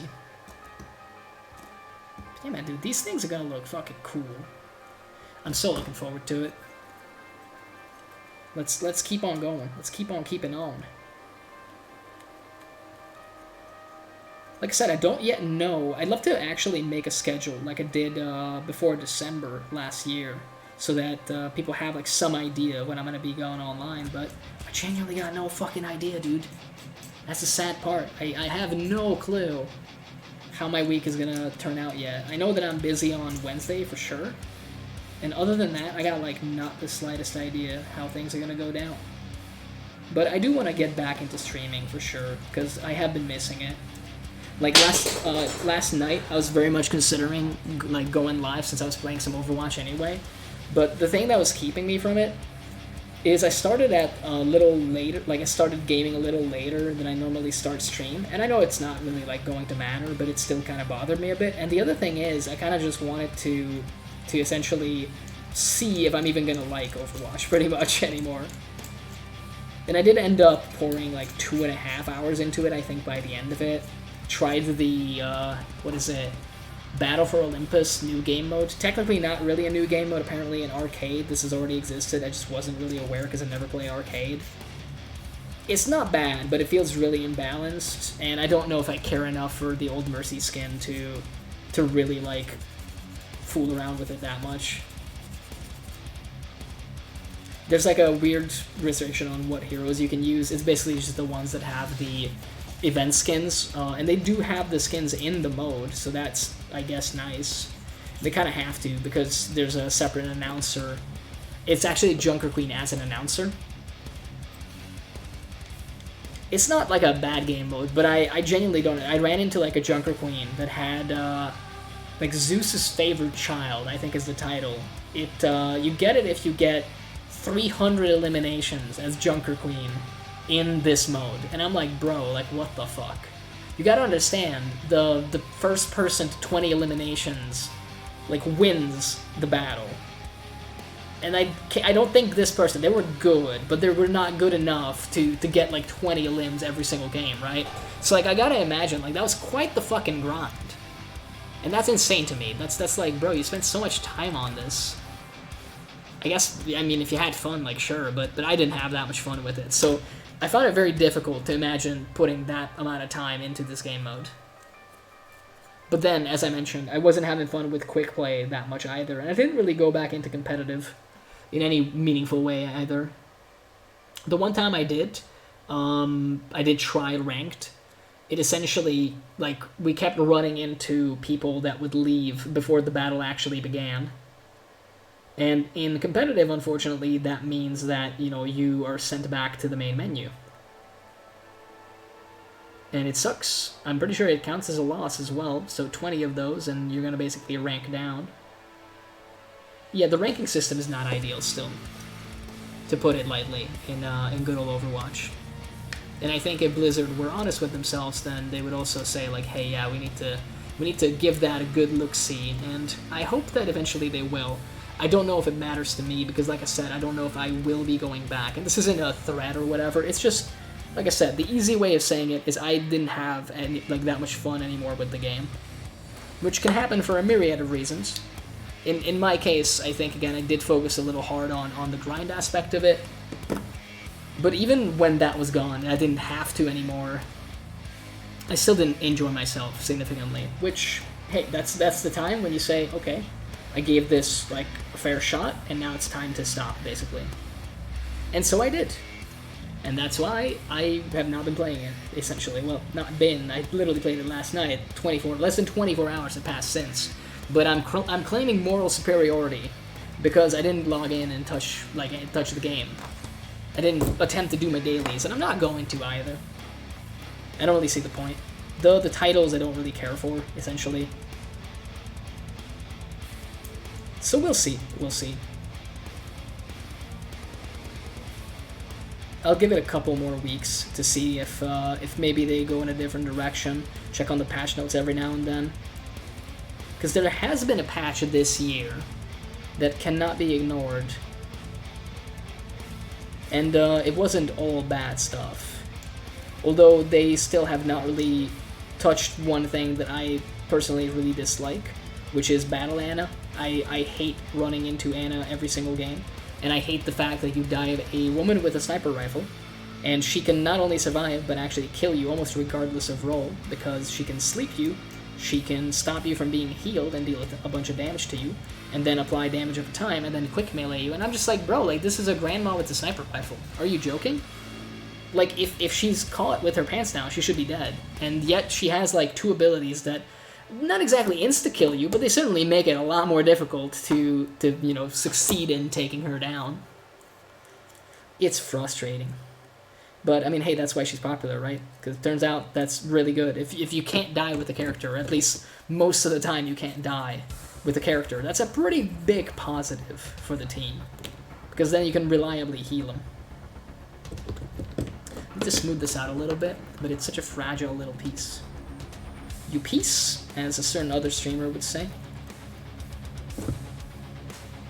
Slice me, glue me, you piece. That could be a bit. We could steal some bits from Northernlion. I don't think he minds. He's got plenty of bits. Not Bitcoin, but bits. I mean, hey, the glue was working earlier, so logic dictates that it's gonna work now as well. I got such good lights in this room, and yet still sometimes I feel like my eyes are straining. I probably just got real bad eyes, as it turns out. But that's okay. That's why we wear glasses. It's not ideal, but hey, it helps. So we didn't break that time. It's a big plus that we've been able to achieve. So let's find bit number 12 so that we can glue these together, huh? Again, the high precision clippers are really calling out to me. All the promotional material that was done for them. It's definitely appealing to me right now. Because all of these gates, if they just didn't exist, and I could almost just glue the pieces straight on after slicing them off, oh boy, that would be sexy. That would be a big win. Although it's really just 3 little attachment points, but I have a hard time figuring out where to hold this right here. I'm slicing towards myself, but I don't think I'll cut myself. Famous last words, of course. No, it's fine. I mean, my knife is relatively dull as well. Probably builds bad habits. So again, do as I say, not as I do, and don't do that. Take good care of your tools. And actually switch your blades more often than not, because it will teach you valuable lessons. I, however, didn't do that because I can't remember the last time I switched a blade on this, and I don't care to check, so we'll just keep on keeping on for the time being. Alrighty, so hopefully with none of this, you know, having been broken, unlike the last time, we should be able to build this much better now. Man, it's so fragile, though. It's so wibbly-wobbly. Not that into it. That's why I want to get it over with, though. Okay, a little bit of warping. So that's attached now. The other side isn't, which is sad. I think the other side is also attached, but then this side isn't anymore. This is what I meant, like, these rags. These rags might be the death of me. Okay, I think that's attached. I don't know what that is, but apparently there's a little something on there that wasn't supposed to be there. It's also a little bit of a mold line that we somehow missed on this piece. Okay, I don't think it gets much better than that. So, moving on to the other bunch of rags, starting with number 11. Where is number 11? I feel like I asked this question the last time. I still have number 11, so that's a good thing to have. I think this was the only box that I ransacked for bits, so I'm kind of hopeful that if this has enough bits for everything that we need, then maybe we'll be fine. And then number 10. No, let's not slice that off yet. It's not like we can't fuck it up that much, but I would rather not fuck it up at all, you know? That's kind of the logic I have right now.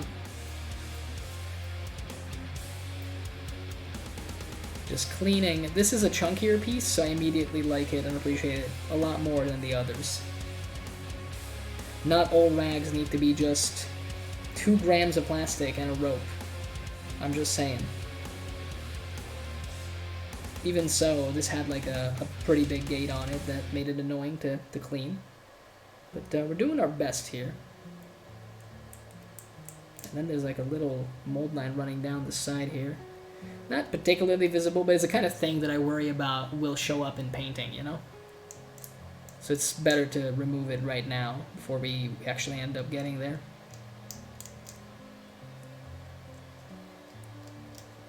Alrighty. I feel like it's kind of okay. Maybe do a little bit of filing down at the top here at least, because this is going to be pretty visible. Also, like, do a run at the bottom here and the side. There you go. So this is 11, aka the back. Alright. We shall glue it to the back then. Let me do a quick dry fit. Okay, we know how that goes on now.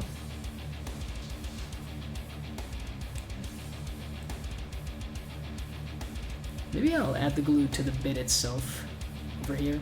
If we misplace it, it could be annoying. It leaves like some annoying marks, but maybe we'll get it right the first time. We did do a dry fit, so I don't see why we would necessarily fuck it up, you know?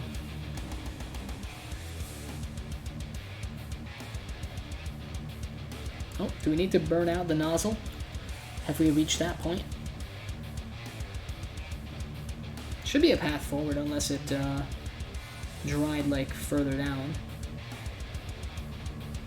Yeah, I think it might be later time. I also just threw the bit to the ground. I threw it on the ground. Let me try one more time to see if maybe it's gonna work. No. No, give me a second. I'll grab a lighter. I will need the lighter for this, it seems. But that's in the other room.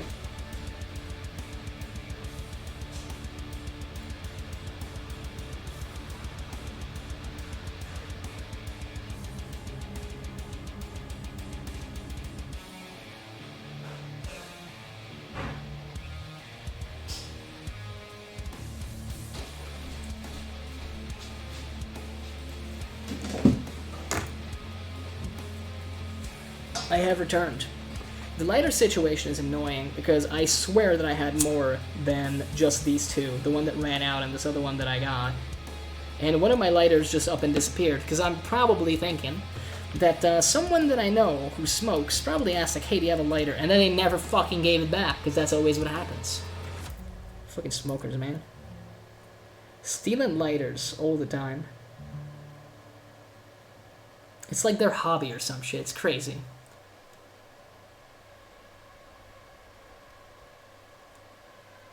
Okay, so this has not improved our situation yet, which is very surprising to me. Still have enough glue for an entire army. Funny joke, I know, but it's true. Let me check this nozzle out here. See, this is the one downside of the GW plastic glue here. Oh, there we go. Had like a little bit of a Bernie flash thing going there. Should be A-okay now. Please tell me that it is A-okay now. Would really like to glue this piece. It is A-okay now. Wonderful. Very, very nice. Okay, so line it up, knock it down. Got that satisfying click. Don't see any glue marks. Nailing it every day, if you will. And then it's numero 10 over here. This one looks very breakable as well. So let us proceed with the utmost caution. Already have a veritable mountain of plastic shavings on the table. Thankfully, the white is like so blaring, I think, on camera that it doesn't really show up. So you can't see the mess, but it exists. I know that it exists. I know because I've made it. Life does make a mess out of everything. It's kind of the big thing. Like if you don't do anything, then I guess you don't make a mess, but if you do anything in a room, then it's gonna leave marks, as it turns out. Funny that, huh? Alright. Maybe this isn't so breakable. Yeah, it's a slightly different rope. A little thicker than on the other ones, so it holds up a little bit better. I still would you know, be careful. And these little like side attachment points are annoying. You have to shave off, but we kind of did it. We did drop it, but I saw where it went this time, so we don't have to deep dive for it. Let me see. Was there anything else here? I guess there's this little gate at the top. Yeah, that's gone now, so looking positive. Quick little filing motion. And then I think we're good to go to glue this bad boy down. And because I don't see any warping on it, yeah, no, this actually didn't warp. Or we didn't bend it in our hands. More than likely is the second option, but either way, it makes me very, very happy because it's going to be a dream gluing it on. If our glue would like to cooperate with us as well, that would be fantastic.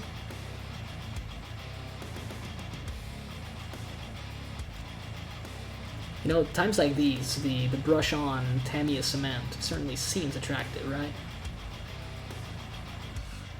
I think it's just taking a long time to travel down the nozzle. I don't think it would be clogged again, but you never know. If you have to burn it out again, I will, but no, it's fine, it's fine. It takes just so long to get through the nozzle.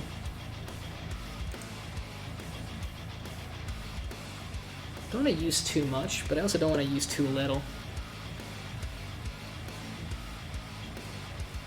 Okay. Yeah, that actually clicked into place, and that's satisfying, to say the least. Lined it up, no warping, that just worked like a dream. So that's how we're gonna do it going forward, hopefully. Time to build the body. It's like wiggling, look at this. I have to take like a piece out. So now the actual belly is like wiggling. It's wiggling! Alright. Let's get the back first. And by get the back first, I mean drop it to the ground, because you're clumsy. We'll also now remove the body, the wiggly bod. Wiggly dad bod. I mean, most dad bods are kind of jiggly more than wiggly, I think. Alright, I think that's everything we need for this. And let me get it from the floor. And now that we picked it up, we might as well clean it, huh? But not necessarily with cleaning agents, but I mean, you know, the flash and mold lines and all the other good stuff. Man, one day none of this will exist. They'll figure out a kind of technology that will make it so you don't have to bother with this. Although it's not that difficult, to be honest, to clean these things off. And it's kind of therapeutic. Normally I would just like have like a stream or something in the background while I do this. It's not bad to just have music though either. And I really like the soundtrack. Maybe you're bored of it by now because it is not that long, but I really, really love it. I listened like to every song, I don't know, maybe not 100 times, but a lot of fucking times last year. It was my focus mix for a long time, when I really needed to like focus on a project at work, and it was, you know, something that you just need to get into the flow with. I would blast this basically. I would also listen to it when I was working out, and it gets you going. I might bust it out for my workout tomorrow, actually, and see what we can achieve. Because today I listened to my Spotify weekly mix, and it wasn't bad. There were some pretty good songs on there. I'm going to try to listen to more of those this year, because last year I think I maybe listened to one. And it's kind of sad, because I found like a lot of cool artists in the last couple years through Spotify's like little, you know, specially made for you functions, basically. So it's definitely, it's not working badly. I've just been ignoring it for the most part, which is maybe, you know, going about it wrong. Maybe I'm missing out. And therefore, this is a different fear of missing out, by the way, but yeah, I will be probably listening to more of that. And I mean, hey, so far we're 2 for 2, but it's also only 2 weeks into the year, so not that amazing when you consider that. Gotta file that belly, a little bit of belly goodness. It is a pretty nice belly. I mean, hey, I'd be pleased if I had that belly. It's stout strength, as they say. He's just big bone, okay?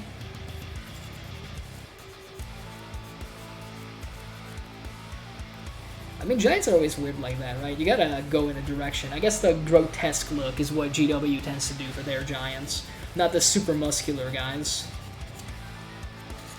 There's merits to both, for sure, but in terms of painting, the fat, like, wriggly, textured skin is a nice little touch. I like it, at least.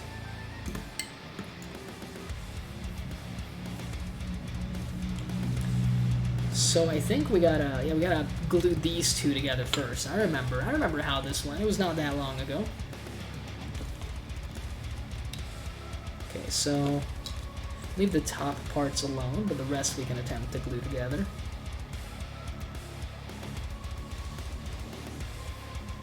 This glue is still being very, very stubborn at times.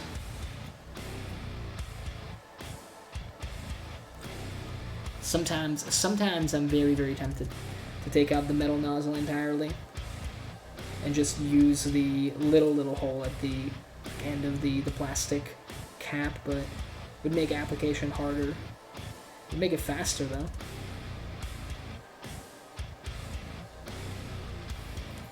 It's not about speed, though, but it is about tangible progress, and sometimes it feels like we're making very little of that, you know? But it's okay. It's okay because this is gonna get glued together now. We have successfully glued it together. Alright, get the excess off. Once again, the right side is the side with the larger, more visible mold lines.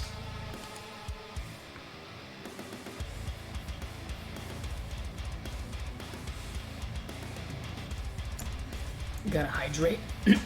Always gotta hydrate. And now it's time to free the rest of the body from its torment on the sprue. So we'll clean that while these two bits actually glue together. And then we'll do a little bit of filing, and then we'll glue it together, and then essentially we'll have two basic giant bods built, which is real good. Don't know where we'll go after. I mean, I'm lying, of course. I know it's going to be the third one, but after that, I don't know what we'll do. Like, if we just get started more on one of them and see how far we can push that. Might be the case. I guess I'm trying to think. We could also do, like, some repositioning. Maybe we'll get started on the boatman and try to do a little bit of sawing. We'd have to saw one of his legs off, I think, for what I intend to do. I guess we would build the feet and, like, dry fit those. Excuse me, to see the pose and how it would look. And then from then on, we'd figure out how we would like to change the position, if we would like to change the position. I see some pretty simple stuff to change, though. Like, if we go below the knee and saw it off, like, right there, essentially just, like, tilt it, so it looks more like, instead of walking kind of pigeon-toed, that he's more, like, striding in one direction. That should be fairly easy to fix via green stuff. I guess the... If I want the running motion, though, it's gonna be difficult because one of his feet is barely going to touch the ground. Even if we do that, maybe that's okay. Yeah, we would have to do that and also change the position of the feet itself. So we'll have to look at that for sure. But for now, I think we got plenty of much more simple tasks ahead of us. So let us focus on that. Sometimes it's good to just be head empty and shaving away at plastic.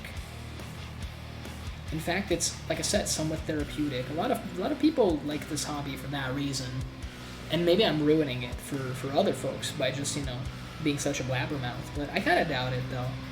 I think I'm good second monitor content. I genuinely stand by that. That's how I rate myself. I think I'm just good background noise. I keep the conversation, well, monologue if anything, but hey, let's call it a conversation. Let's be optimistic and call it a conversation. I keep it going. There's very little radio silence, especially with this bit. I think with the painting stream there was a little bit more than that, but that's why you have the music. And it makes sense because sometimes you gotta focus with the painting, so I don't think anyone's gonna begrudge me for when you're doing like a hyper highlight, shutting up for a little moment, you know? And the people that will, well, they can go fuck themselves. That's just my personal opinion. Gotta gotta shave the man boobs a little bit, you know? It is like a man boob. Not that man booby though, like, you can see some muscle underneath it. He's got like the leathery skin. It's a little bit of fat, a little droop going on, but for the most part you can tell that, you know, he used to play college ball back in the day at least. And maybe I should make Senator Armstrong as a Mega Gargant. Just very, like, make a very, very thin layer of green stuff and put the clothes on him. There's probably a head that's, like, vaguely similar to him and paint it in the exact same color scheme. I don't know how the nanomachines would translate into AOS, but we could figure that out together, I'm sure. Senator Armstrong is such a Chad, though. Truly the best to ever do it. Alright, we're gonna do a little bit of filing now on these things. We've gotten all the mold lines off. So now we're just gonna smooth it out even more. Make it significantly easier to actually attach everything. And I mean, after this, once we build the second one, we might go back to the first, although I don't know, maybe we'll just leave them be and then we'll do like one at a time with all three to actually get like the shoulders, you know, we get rid of the gaps and whatnot there. Okay, we still gotta do the back though, the little like cloak.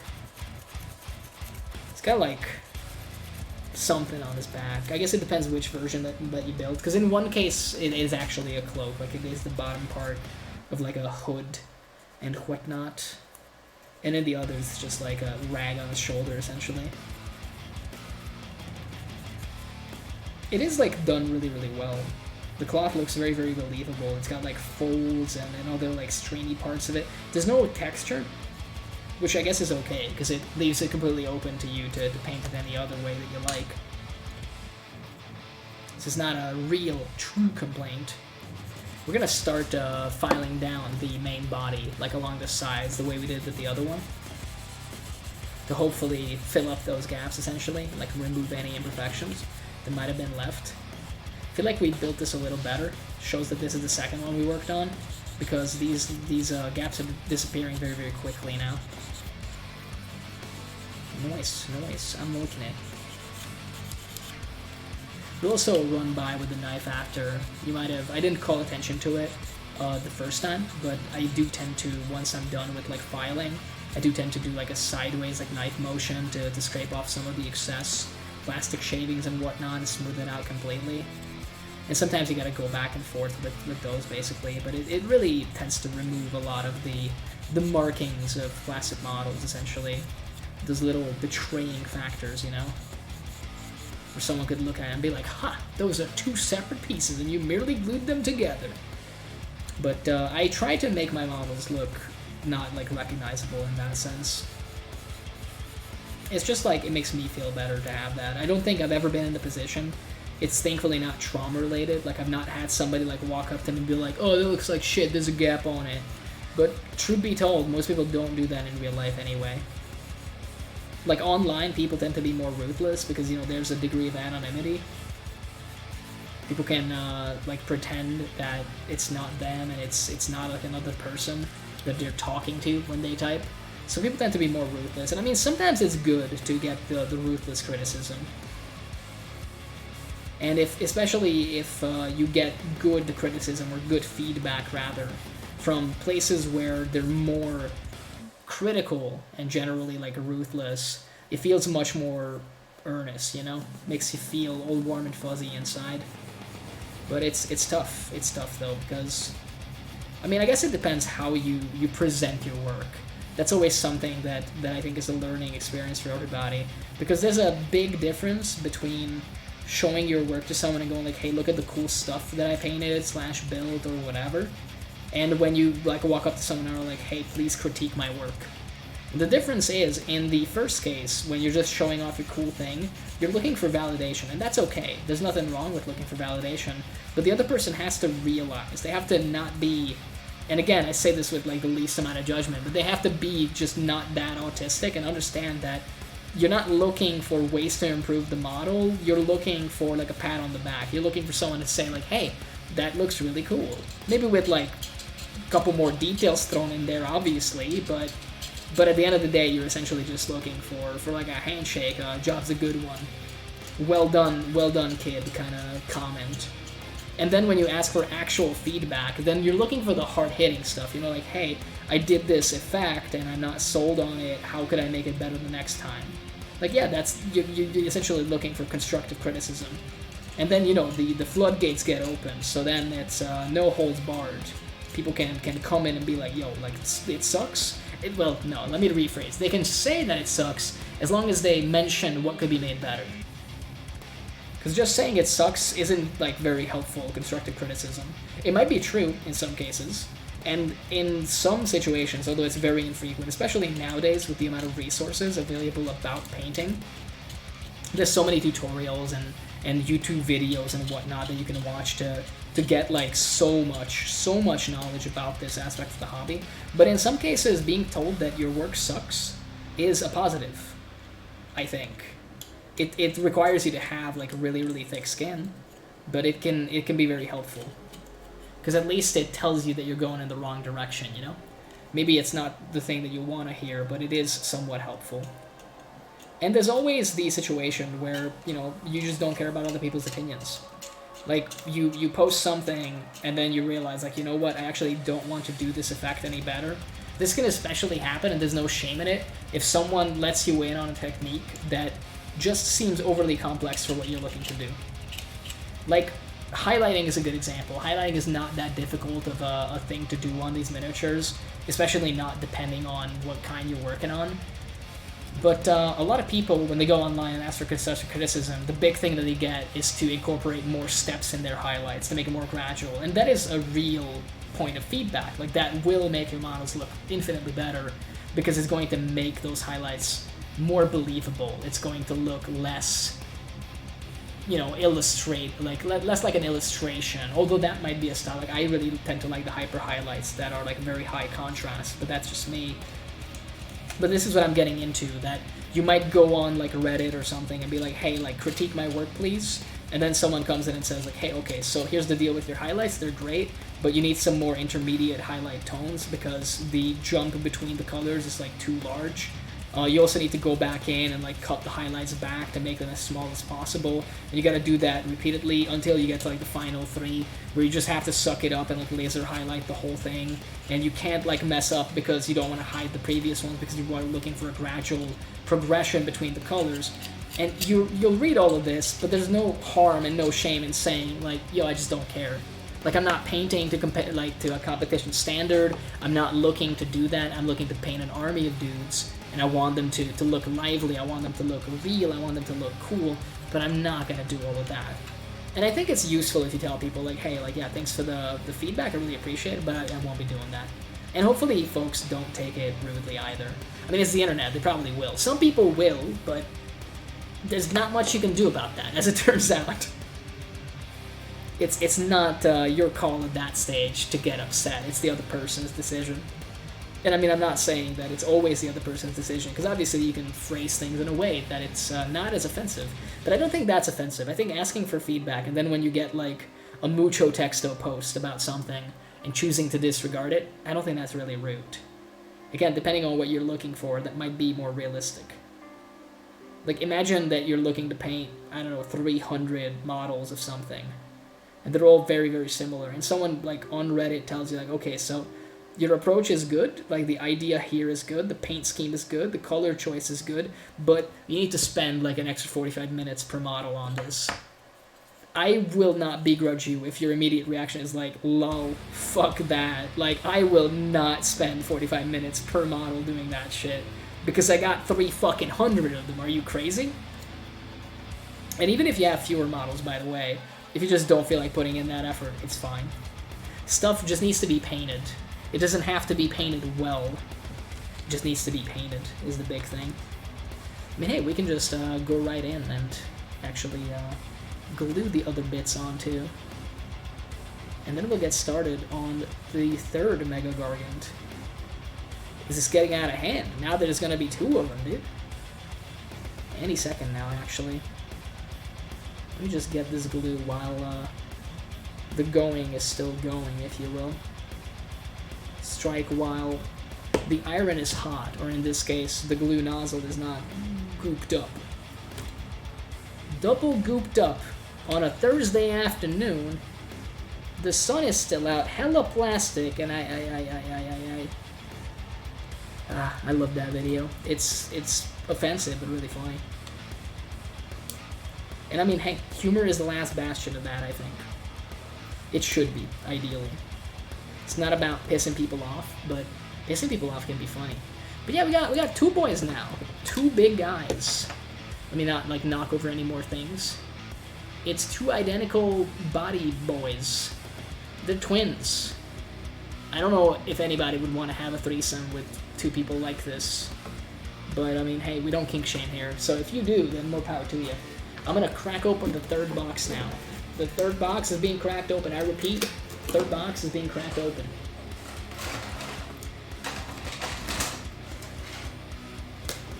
I need to do something, though. Let's see. No, this is all just the one.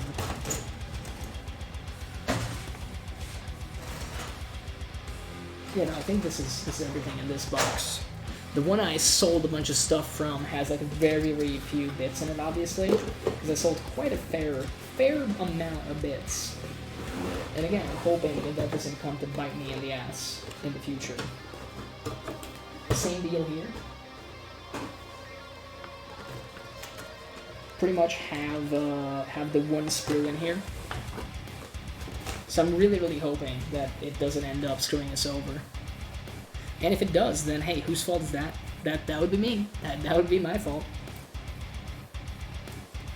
It's just gonna be a good excuse for conversions, though. So let's get in here. Start liberating the legs immediately. And let's immediately build them too, if at all possible.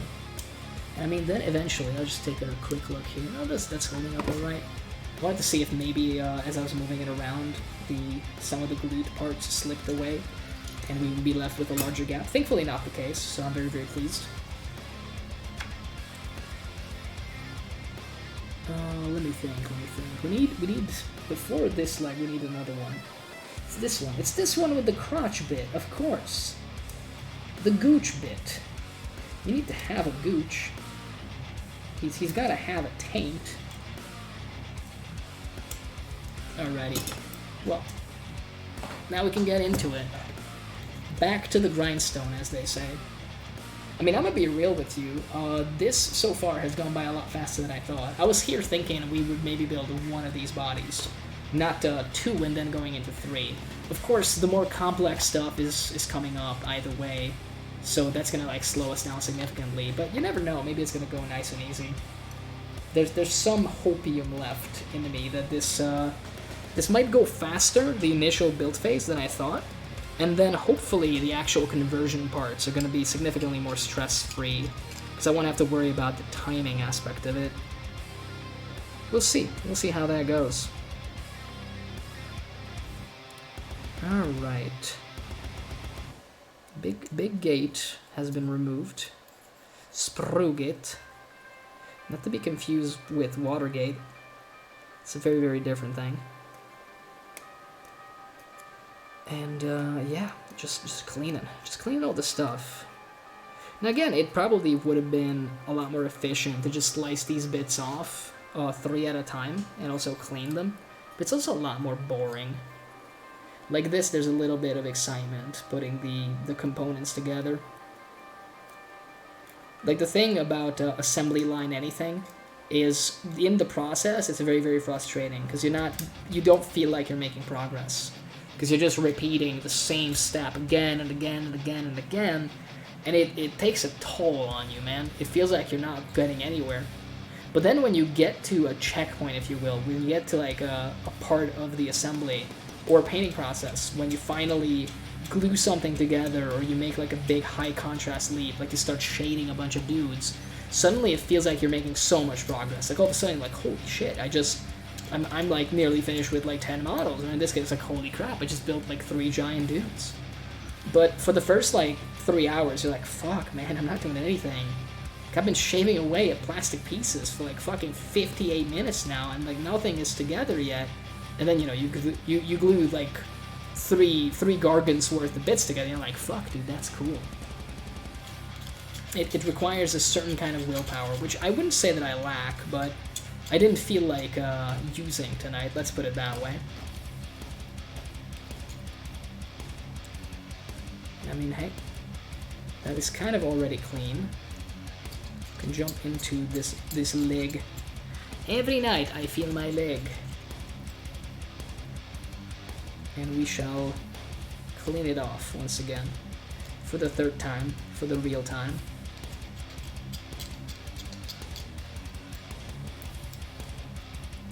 Still thinking, like, what would we want to do after we build the 3rd one? Do we want to start Boatman? Maybe we want to build the boat. So do have the boat. Maybe we can bust out the boat. That's not a bad idea, actually. I have sliced some of the pieces of the boat, like, off of the sprue, but they're not really cleaned yet. Now, we would have to keep the boat in the 2 separate bits that it's made up of, like, anyway. But we can still clean off the pieces themselves. And cleaning that is going to be kind of nightmarish, because it's significantly complex. It's made up of planks and whatnot. Every individual plank, often on the side, has like a mold line or a bit of a mold line. And it's also an older piece of terrain. It's the Gloomtide Shipwreck for the Island of Deepkin, the Fish Elves, if you will. And that was still manufactured in China. That was still created when GW was outsourcing at least the terrain kits. And I think the Endless Spells they were making in China still. But basically, during the COVID lockdown, they moved their production back to the UK for everything. The downside of that for us hobbyists was the greater price point. At the same time, the positive is much higher quality. And as someone that has since then worked on some like actual UK-built terrain,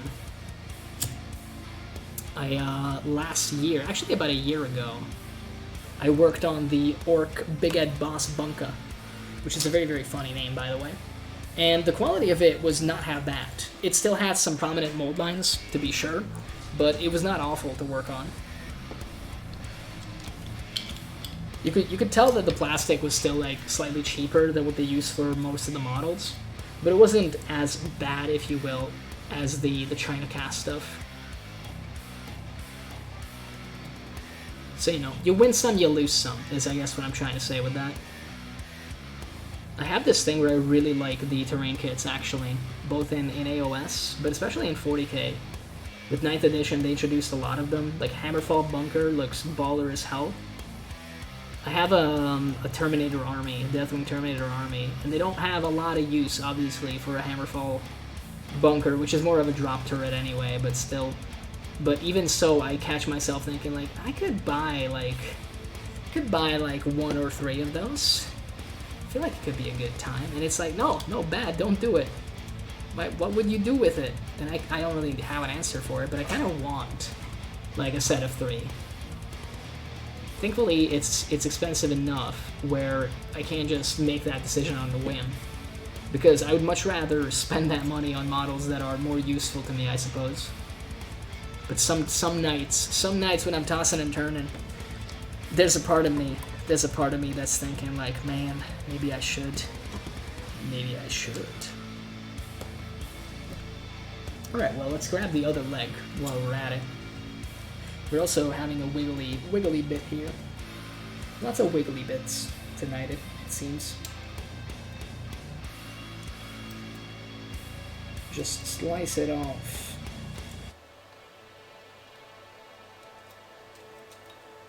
Alrighty. And let's cut this. This is the big gate. This is this tiny gate. And then this is the super tiny gate. All the gates. No gate shaming here. All gates are welcome. Alrighty. Did want to check something real fast. Let me see.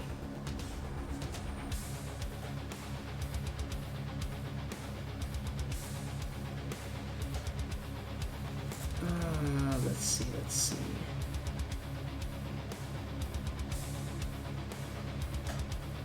Anyways, just wanted to see if I got any important notifications, but nothing greatly important.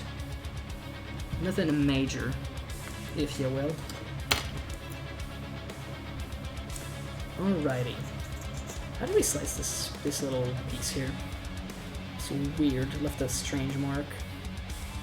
Thankfully it removed easily, so it's not permanent, at least. Gotta get this little bit here as well. Ah, there you go.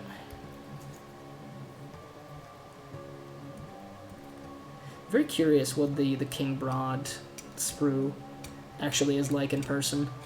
How difficult it is to work with. Haven't decided, well, I'm lying. I have decided that it's definitely going to be regular Beast Smash a Gargant that we'll build with the 4th one. With a slightly different pose, as I mentioned before. That pose is going to be difficult, looking at the bodies now. Because ideally we would want the thigh bits to be very, very different. Like the knees are kind of too close together for the pose that I have in mind. So we'll have to think very carefully about that, like how we're going to achieve the look that we have in mind. It's not impossible, but it is something we got to think about.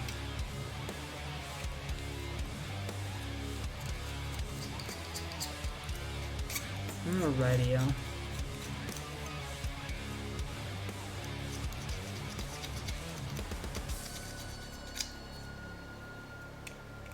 But I am kind of tempted by King Broad as well. I don't like the version of him, I guess, that much. But, you know, I could convert something and make, like, a super cool version of him. I've seen some really, really nice conversions online. Always good to look around on Instagram and just on, like, Google image search before you jump into an army, get inspired. Pinterest is still a site, right? That still exists as well. You could go on there to try to fish for some ideas. And sometimes it's weird because you'll see an idea and you'll think like, wow, that's such a good idea, but then you never see it done again. A good example for me is the Nurglings in a Commissar coat and a Commissar hat. It practically writes itself, right? It's such a funny idea. And I've seen like 1, maybe 2 people do it before. I ended up making my version. It's actually fully painted like for 2 years now. And I got like a great response to it on Instagram back in the day when I posted. People kind of went crazy over it a little bit. Understandably, because again, it's funny. Humor is usually like pretty good to have a little bit at least in your models. If you don't, you know, feel that it takes away from their thematic strength. But I haven't really seen that conversion since. It's just not something people have been doing. And it's weird that they haven't. Don't really understand why. Alright.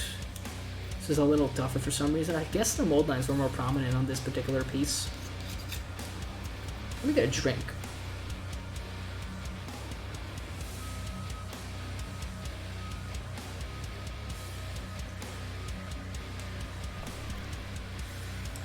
Alrighty.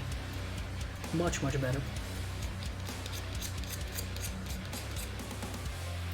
Yeah, I think this mold line's gone completely. The little, like, ankle rags are so similar to the Aelgos the Gargants, it's crazy.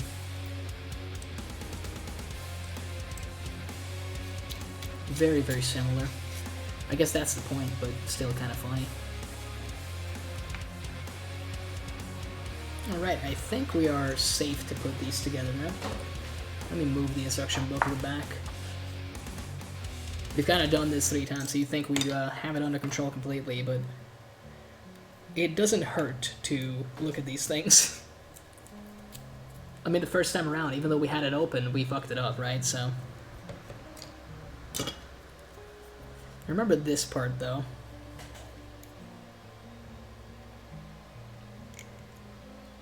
Let's see if the glue would like to cooperate with us tonight.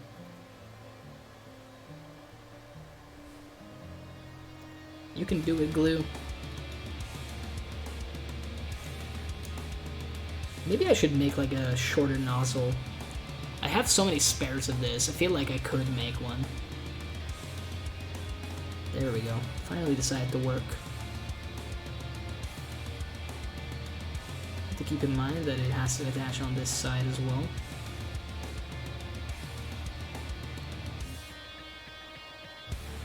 Okay. So the front bit. Very nice, satisfying click. I do like attaching this thing here. Always is a joy to glue on, actually. So far, 3 out of 3 have been really good. And then we're gonna attach the back side of the leg. And what I might try to do, I said it with the last one, but I didn't end up actually doing it.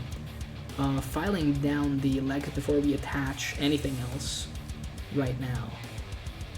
Because we have a unique opportunity to maybe make clearing some of the mold lines slightly easier. I don't know how I did that, but my glue just shot out of my hand. And it landed on the floor. But I got it back, it's all okay. No harm, no foul. Okay, this didn't want to attach so much, but now we've made it happen. I think I see the problem right here. There's apparently a little piece that we missed. Good God, that's an annoying location. I understand that it means that that gate is very invisible, but putting it like in the path of where you're gonna have to glue seems kind of like not such a great idea, you know? I think we fixed it. Okay, I think it's gonna be okay. I will go back if we still have a little bit of glue here ready to go to essentially add it to the inside like I did with the previous one, to like double reinforce these joints. It's gonna hold the entire weight of the model, so it kind of makes sense to me to do that. Yeah, that's a much stronger bond now. Alrighty, I think that's about as good as it gets right there. So we can get the butt off and clean it, essentially, but before we go crazy with anything else, we will actually do the filing that I mentioned. Because I think it's going to be helpful in the long term. Maybe not that helpful, but helpful enough.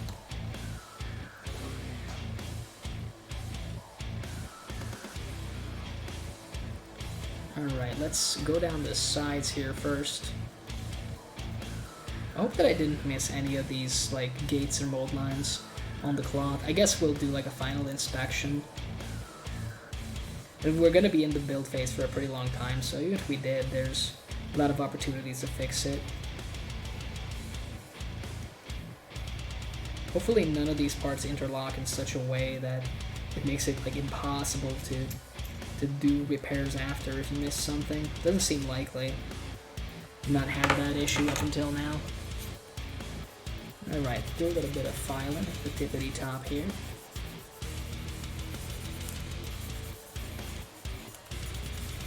Let's go. Be nice. Weird that there's like kind of like a textured thing there. I can't tell if that's supposed to be a rope or that will be overridden. I think it's gonna be overridden with some other rope. Like it's rope textured because a piece of rope is gonna attach around his waist. Before we glue that on though, you think this has set enough that we can kind of go in? I think maybe we can. Definitely on this side. But there's not that much to file down on this side, as luck would have it. Yeah, basically nothing. Basically nothing. This is going to be more gap fill that will be required. So we can do like the tiniest bit on the inside here. Inside of the leg, same deal on the right leg. Just do a little bit of filing down. The gaps do fill up like rather fast, so I feel like any kind of gap filling solution that we get is going to fix these right up pretty much. And we will definitely need some kind of gap filling solution. They did their best to hide these like attachment points, but obviously it's fairly visible. I mean, I know that they're there because I sliced the model and built it, but other people will have a pretty easy time finding them too if you don't fill them up, especially if you do like a kind of any style of painting that doesn't involve, well, I guess if you completely avoid any kind of shading, it wouldn't show up, but if you use any shape paints, it's definitely like gonna show up. If you use contrast, it's also gonna pull in these recesses, so you're gonna betray yourself by doing that. Because of the loincloth, it's hard to get at these bits, but you can kind of get the knife and have an easier time. Yeah, that's going to be gap filled over there, no doubt about it. You can go down the inside of the right leg, clean it up a little. That's actually fairly promising. Like, that didn't take a lot of time, and it already made a huge difference. The rest of it is definitely gap fill city, though. We did clean the back side. I remember that much, so it's basically free to attach. And then we're going to have the very annoying, well, not so annoying now, I suppose. We've kind of figured out that maybe rather than cutting blindly and then complaining, we should go one at a time with the rags. And then it works a lot better. So we'll do that. We'll do that for the second time. There we go. The glue is cooperating with us once again. He doesn't want to get lit on fire, apparently. Anymore. Maybe later.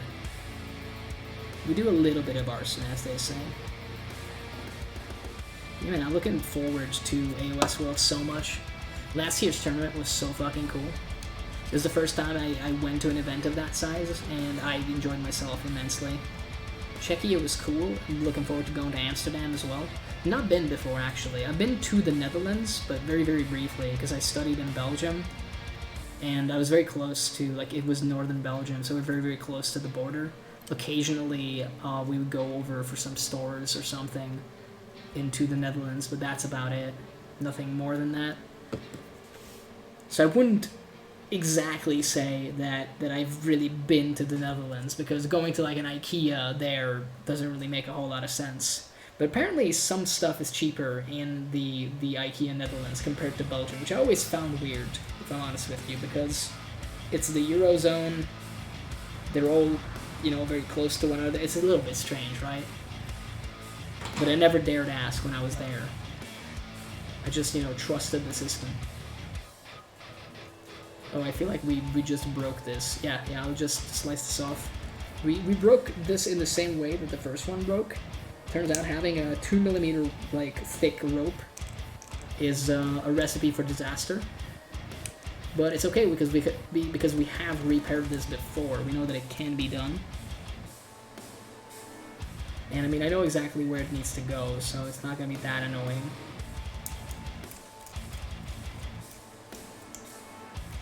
Hopefully it's not going to be super fragile in the future, just because there was a breakage there. Yeah, I don't like these rags, I will say. I'm not the biggest fan of these rags. The fact that you gotta attach them essentially individually by halves is certainly an idea, but I'm not that big of a fan of it. But it is what it is. Again, if I were more careful, then I think it would be fine.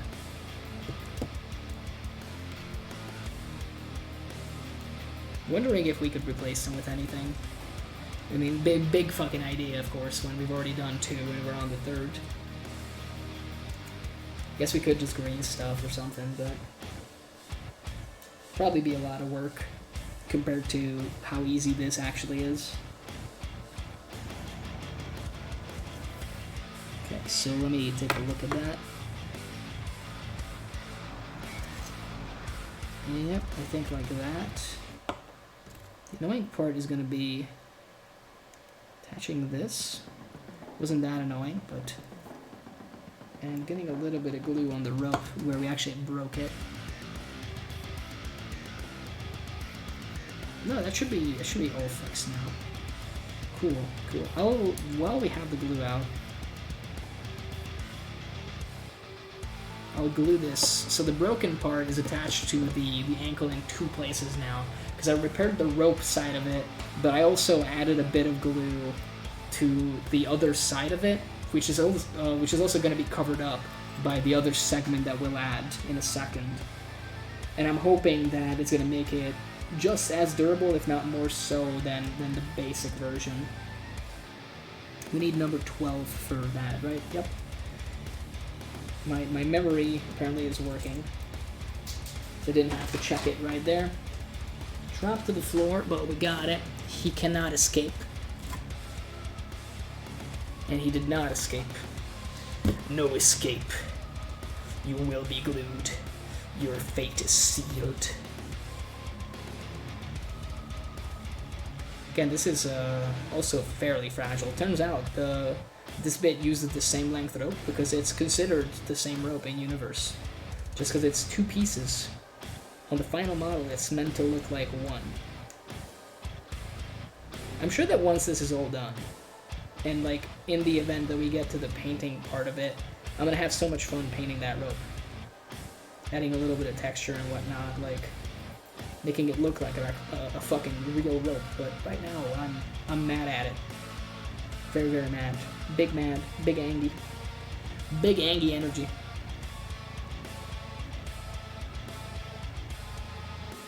This mold line on the side is so fucking annoying too. I think we've gotten rid of it. Alright, let's glue that before I lose my nerve completely.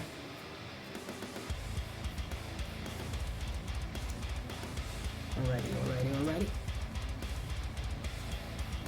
Still got the glue, thankfully.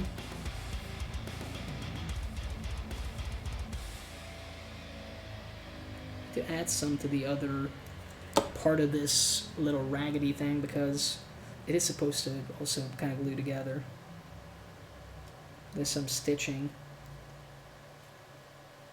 that is meant to hold it all together. You know, despite the break, I think that's the nicest one we've made so far. We'll grab my knife here for a brief moment.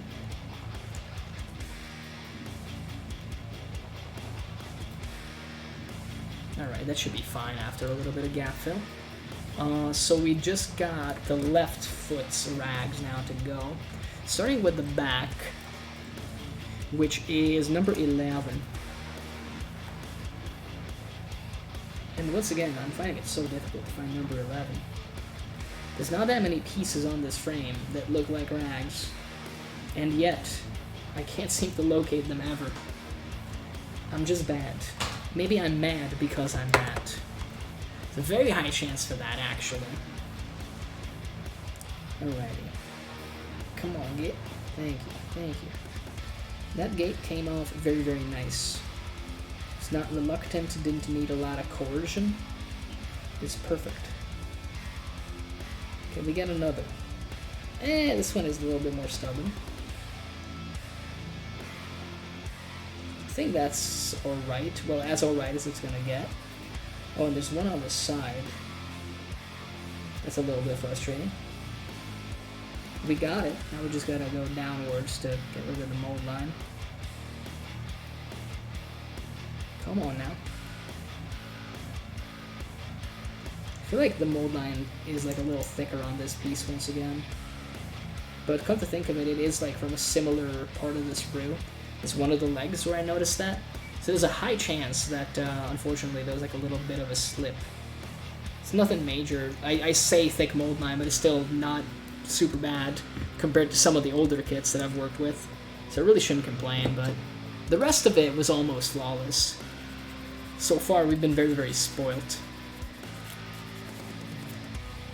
Just a little bit of filing.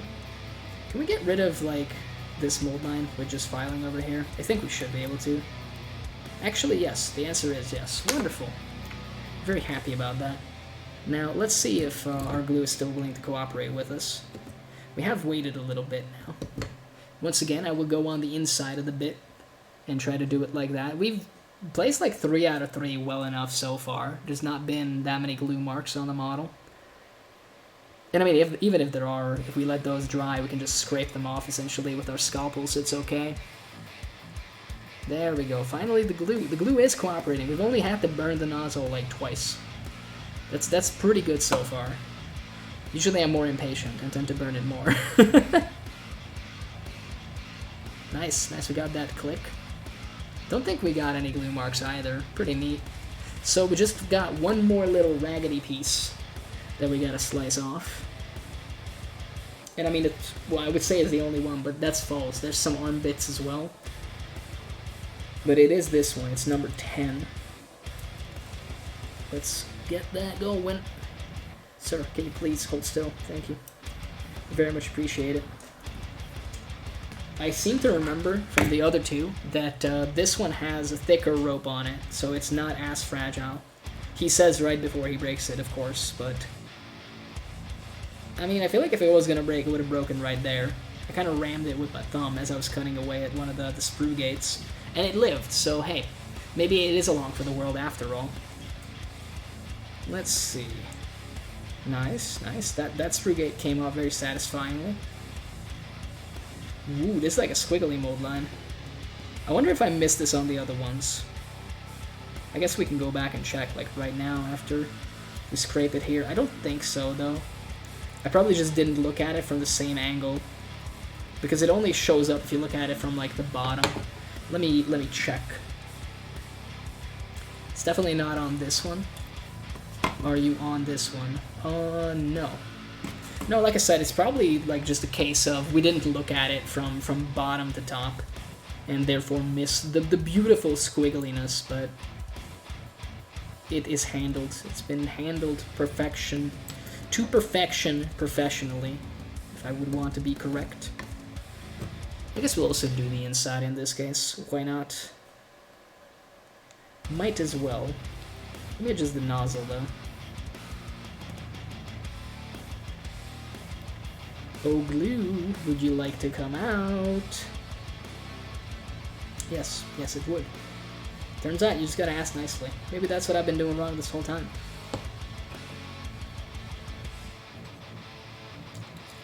Gonna like spin it around. You spin me right round. Like a Mega Gargan, baby, right round.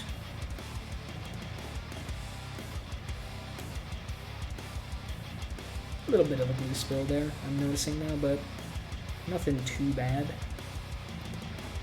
And that's good right there, as is that. Okay. The third one looks the best so far, unsurprisingly, in regards to this. Okie dokie, so it's belly time. Upper bod time, here we go. Making fast progress, apparently.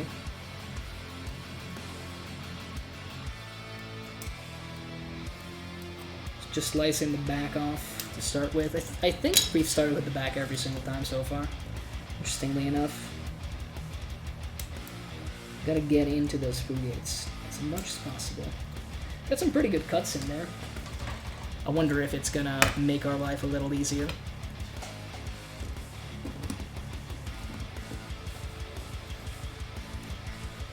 Man, we got 3 of these bastards now. I'll move them more down so that you have a better view of the beautiful bods.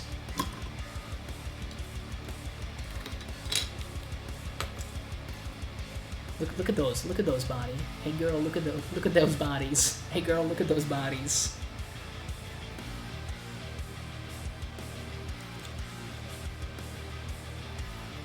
I feel like we even did a better job on the cuts with this one, now that I'm looking at it.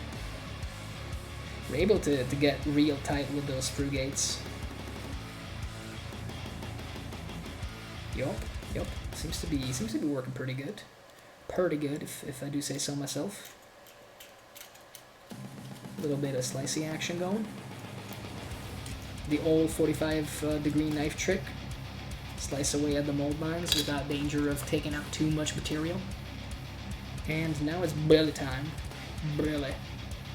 Get in my belly. This frigate we didn't do such a great job of, but it's mostly okay. I think a little bit of filing will go a long way here. Yeah, we might bust out the ship after this. That's gonna get attached to one of these bastards. Just so we make some headway on that. I've already built the tree that one of them is going to use as his club. That was one of the few things I did like 1.5 years ago for this army. Because I wanted to see how big it would be. And I guess we can also get that out of the box. So when I fetch the boat for Boatman, I'll also grab the tree for Treeman, and then we can take a look at the scale and admire how large these things are going to be compared to these models. And these models are pretty fucking huge already, so it's going to be fairly ridiculous. Redinky donkey, as some would put it. The boat is probably going to make me hate myself greatly, because I remember the mold lines were so bad on it. But hey, we only got to do one boat for this army. It is a cool boat, so I'm tempted to do more, to be honest with you, but for now, we only got to do one, and that's something. Yeah, that screw gate has not left a mark now that we filed it down. It's all good in the hood. Do a little bit of filage on the backside as well. Although, the backside we were so precise on that there's kind of nothing to work with there. Let's do a dry fit. Test it out. Oh, baby, that goes together real smooth. Well, let's glue it together, because we will still want to file it, essentially, to get rid of the tiniest of gaps that we might be left with. And I do think it's going to be the tiniest of gaps, especially compared to the other two. It's almost like if you do something multiple times, you get pretty good at it. Surprising, that. Come on, glue. I need you to cooperate with me. I believe in you. There you go. You see, just some reassuring words. They go a long way. There you go, buddy. I think maybe that part we didn't need to glue right there, but it's gonna be fine. We'll scrape it away once it dries. Get rid of the excess. Nice. No excess on this side. Almost no gap either. Love it. Very little gap on this side as well. Absolutely love it. Okie doke. So, we should now just cut the final two pieces off here. Which is basically the upper bod, chest, shoulders, not knees and toes. We already done the knees, not the toes. But, I mean, we could do the toes. We got a lot of feet with these lads. Let me put it that way. Certainly an overabundance of feet, which is, hey, if you're into that, then my oh my, are you in luck. Although I don't know if you'll be into this. Like, I don't want to scare anybody, but my man has, like, 6 toes total with both feet. At least with one set of feet. The sandal guy has, like, 6 toes in total. You're supposed to have, like, 10, I'm pretty sure. Haven't checked mine in a while, but I'm pretty sure it's supposed to be 10. But these guys, you know, they work with what they have. They can't afford more toes. They're too poor. I mean, technically Gargants are kind of hobos, right? Kind of just live off the land. They could build some cool shit on account of being so fuck huge. But they refuse to. They just rampage across the land, and I gotta respect it, you know? I respect the grind. If I was a giant, nearly impervious to damage creature, I probably, too, would just laze about and fuck shit up when I feel like it. Because, you know, you can do that. Like, you're strong enough to withstand a cannonball to the face, then, yeah, I feel like you're not going to try to negotiate with the person behind the cannon, attempting to fire the cannonball, because you're like, yeah, just hit me with your best shot. Fucking do it. And then, you know, walk up to them, fling them to the sky. Maybe steal the cannon. I mean, hey. Other things are probably squishier than you. Cannon could be useful against those. I do love the lore for the Sons of Behemat. I had a ton of ideas for various, like, very, very involved conversions for these guys. And there's still one that I'm very, very heavily considering, because I think it's, like, the coolest idea for a conversion that I've had. And I will go into detail of what it actually is. But in the end, I just settled with, I just want to make like a Sons of Behemat army. I'll do some conversions, but they're going to be destruction aligned. They're going to, you know, look for the grog. They're going to do all this shit. Because it's cool. Because giant drunk dudes is fun. As far as the concept goes. But the conversion that I had in mind, and the one that I'll definitely do, is I want to make one of these guys. And essentially take like maybe a rotary saw or a hobby saw, I'm not sure, but I want to essentially like slice him down kind of in the middle here. I will need the head and the other bits like also on him, so we'll slice it down the middle, both front and back, and then maybe I'll use like a heat gun or something to kind of warp it, build up the insides with a little bit of green stuff, and then I have a ton of hand bits, and what I'd like to do is to make it look like he's got almost nothing but hands in his body that are trying to like reach back to touch each other to pull the two pieces that are like drooping to the side together. And around his heart area, so like around the chest, kind of the focal point of the model, right below the face, I want to do two hands that are like reaching, you know, towards one another with the fingers outstretched, kind of like the Sistine Chapel. It's a nice little reference. I also want to modify his hands so that Gargan isn't going to have like a club or anything. I'm going to modify his hands so that each of his fingers ends in like a slightly smaller hand, and then those fingers, the fingers of the slightly smaller than his hands, also have other hands attached to them. So he's going to be handyman. That's the whole concept, actually. Kind of terrifying, but like, the hands is something new, but way back in high school, I did like a drawing of like a very simplistic, faceless, like muscled body, like breaking apart like that, with like hands like trying to pull it back together. And it's not really like a statement. It's a lot of people when they saw it at school, they were like, oh my god, like they're trying to say with something with that. And I'm like, no, I just really thought that this would be fucking cool. and it is. Like, I'm not that good of an artist, but it is pretty cool. I don't know if I still have it. I checked my notebooks from way back when, a long time ago, but I think I might have thrown them all out by now. Didn't really have much need for my high school notebooks, as it turns out. I guess I should have like taken a picture of it, now that I'm thinking about it. Too late now. I think I probably like lost it or threw it out during the move. But either way, it's just an idea that has stuck with me for a very long time, as you can tell, like 11 years basically. Maybe more. I can't even remember what grade I was in when I came up with it. But I could turn it into a model, and it would be super sweet. And the hands is like a fun concept as well. I think it's cool and terrifying. So I kind of want to make like a horror-themed Mega Gargant, I guess, for at least one of them. There was a part of me that wanted to do an entire army of horror-themed Mega Gargants, and I came up with a couple concepts. But I ended up dismissing them, primarily because, like I said, I want them to be destruction-themed, and Chaos Mutants are Chaos Mutants. There's nothing wrong with Chaos Mutants. It's a cool concept, but I feel like if I'm gonna do Chaos Mutants, I might as well just do a Chaos Army, you know? And I might. I've been meaning to build like a bunch of Chaos Spawn for a very, very long time. So there is a part of me that's thinking like, hey, maybe that could be something super fun. Even if they're not the best unit by far, but you could make a really, really cool set of dudes with that, and very, very unique looking models too. So, hey, that's a project for the future. But these guys are gonna be destruction through and through. They're gonna have the correct number of limbs. Maybe not the correct number of toes, okay? But we don't toe shame here. If you got 6 toes, that's all you got, it's totally fine. If you got 9 toes, then you're a Borderlands 2 boss. No, a Borderlands 1 boss, excuse me. Good old 9 toes. I forget, like, his one-liner by now, but he's like the first boss you ever fight.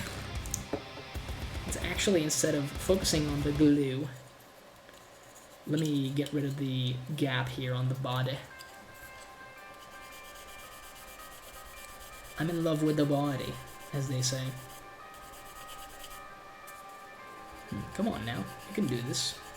We've done this a couple times. Oh, there you go. There you go. It just took a little while to get started.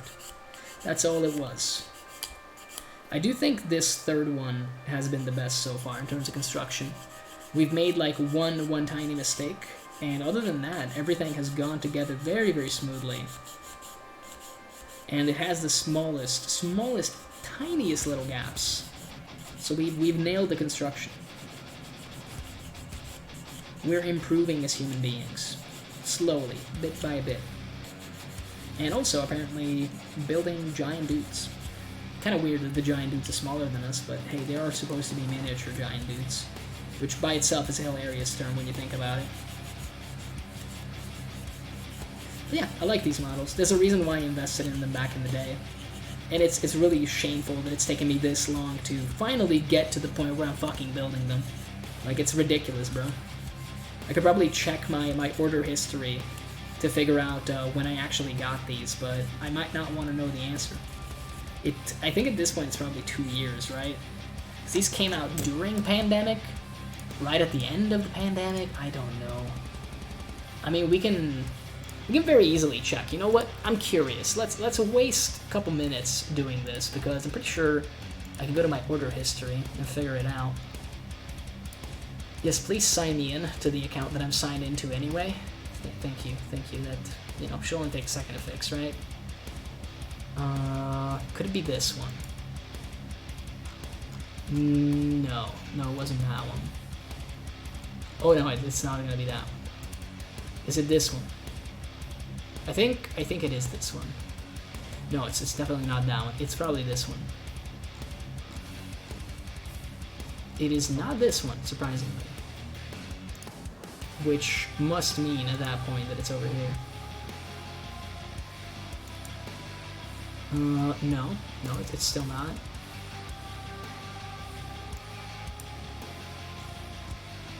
It's still not that one, which is very surprising.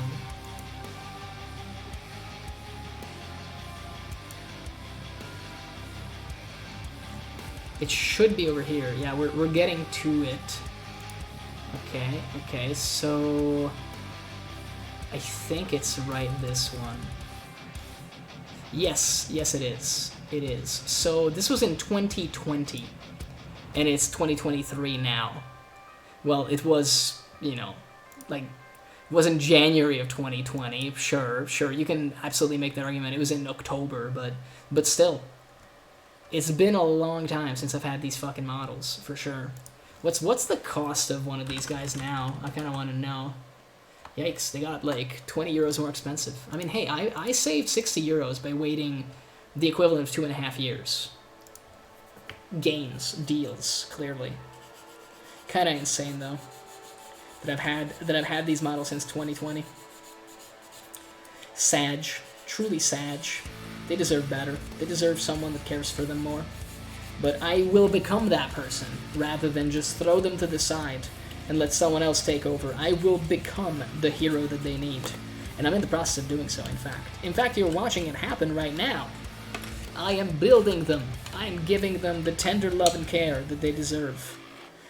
I mean, it's kind of weird to imagine a giant needing tender love and care. I feel like, as we've established, they're violent alcoholics. So it's rather strange to picture any of them going like, oh yes, mommy, please give me love. Come on, Glue. I believe in you. Give me some tender love and care. And also, incidentally, give the giants a little bit of it, too. Let's nicely put this on. It's working. It's absolutely working. I'll also be doing a bit of painting this weekend. I'll be holding a painting workshop in like a bar. Looking forward to it as well. Although I won't be working on these guys yet. As we've established, they have a long way to go. Got a long laundry list of stuff that we still need to do with them. So, but that is fine, because eventually we'll get around to them. And I mean, the first half of 2023 is going to be these models. For me, at least. That's the plan. So that we can go to Worlds with a super cool giant army. Man, I'm looking forward to it. And all I gotta do is just not fuck up. And actually, you know, stay on target, as they say. It's gonna be a good time. We'll make it happen. Because we just checked how long ago it was that we needed to... Well, not needed, but when we bought these models, and by God, it's been a long time. Nice, nice. Oh, baby, that's like almost no gap on the shoulders. Incredible. The right side seems to have like a little bit more of a gap thing going. But the left side is essentially flawless. Okay, we'll put the glue over here, because we just knocked it on top of one of the models. Thankfully, we noticed it, and we're able to, like, fix it immediately. So we got 3 basic body shapes now for these lads, as you can clearly see. I'm going to go back in to the first one and kind of file the shoulder, like the top of the shoulder down. Because there's an attachment point there with a little bit of a gap. In this case, it's a sizable gap on this lad. But I'm positive that we can get rid of it. And, I mean, it might not be that important later on. I assume that there's going to be a ton of bits going on top of it. But it sates my mild OCD, I guess. Which is just a term that I throw around. I'm not diagnosed, I don't have it. It's just an internet thing people say. Excuse me for saying it, yada yada yada. You know the drill. It brings me, let's put it this way. Let's put it in a non-offensive way. Like, one that cannot be taken out of context. And people can get upset over it. It brings me joy to fill up that gap. Which, now that I said it again, might be a phrasing thing, but who cares? We don't do phrasing here. It's okay, we talk nonsense all day, every day, it just happens. And these gaps like clean up super nicely, actually. Like this one is a dream right here. Yeah, it's mostly gone already. Making some good progress.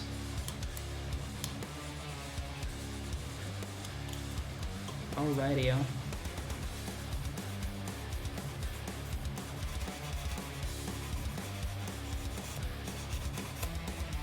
might have to give it like another once-over after, but right now it's looking good. Jump into number 2.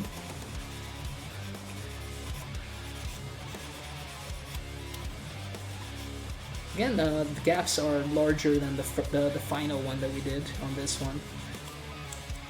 So I'm very pleased that we were able to figure it out by the end of it and do like a decent job. And I'm still positive that we can completely hide any issues on this one too. Yeah, I mean, this is already almost completely gone, and we haven't even used any gap filling medium.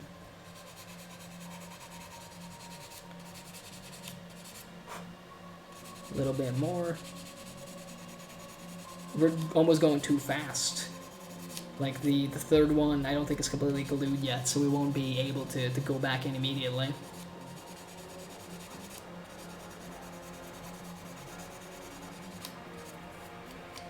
Okay.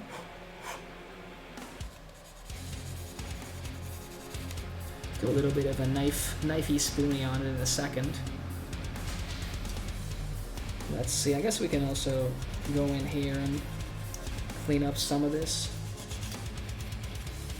Doesn't get much better than that. Maybe on this side as well, or on this one and on the inside would be the right way to explain it. The rags are holding up surprisingly nicely. I was a little rough with them just a second ago. Still see a little bit of a shine on that one. So, excuse me for a moment. I'll go fetch a giant tree, a giant miniature tree, and a giant miniature boat. So give me like a second. Well, not a second. Like, give me 22 seconds. Giant miniature tree. Give me a giant miniature tree.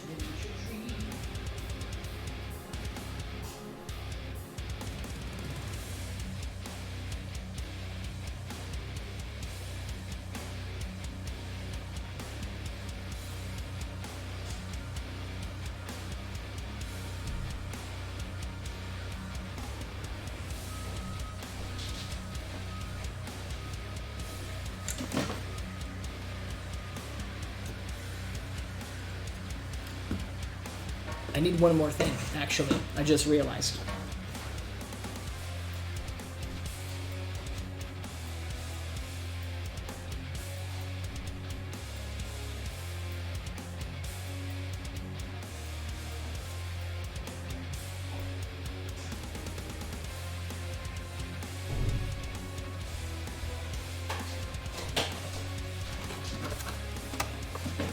Okay, I'm back for real this time. Let's look at the giant miniature tree, but it's a composite. It is made up of multiple objects. Come on, get out of there. I believe in you. You can do it. I mean, he kind of did it in the end. It's not easy, but he did it. Alright, so I'll show you what I have in mind for one of the lads. So this is one guy. And this is one of the new Sylvaneth trees. Now, as you can kind of see, that's already as big as he is.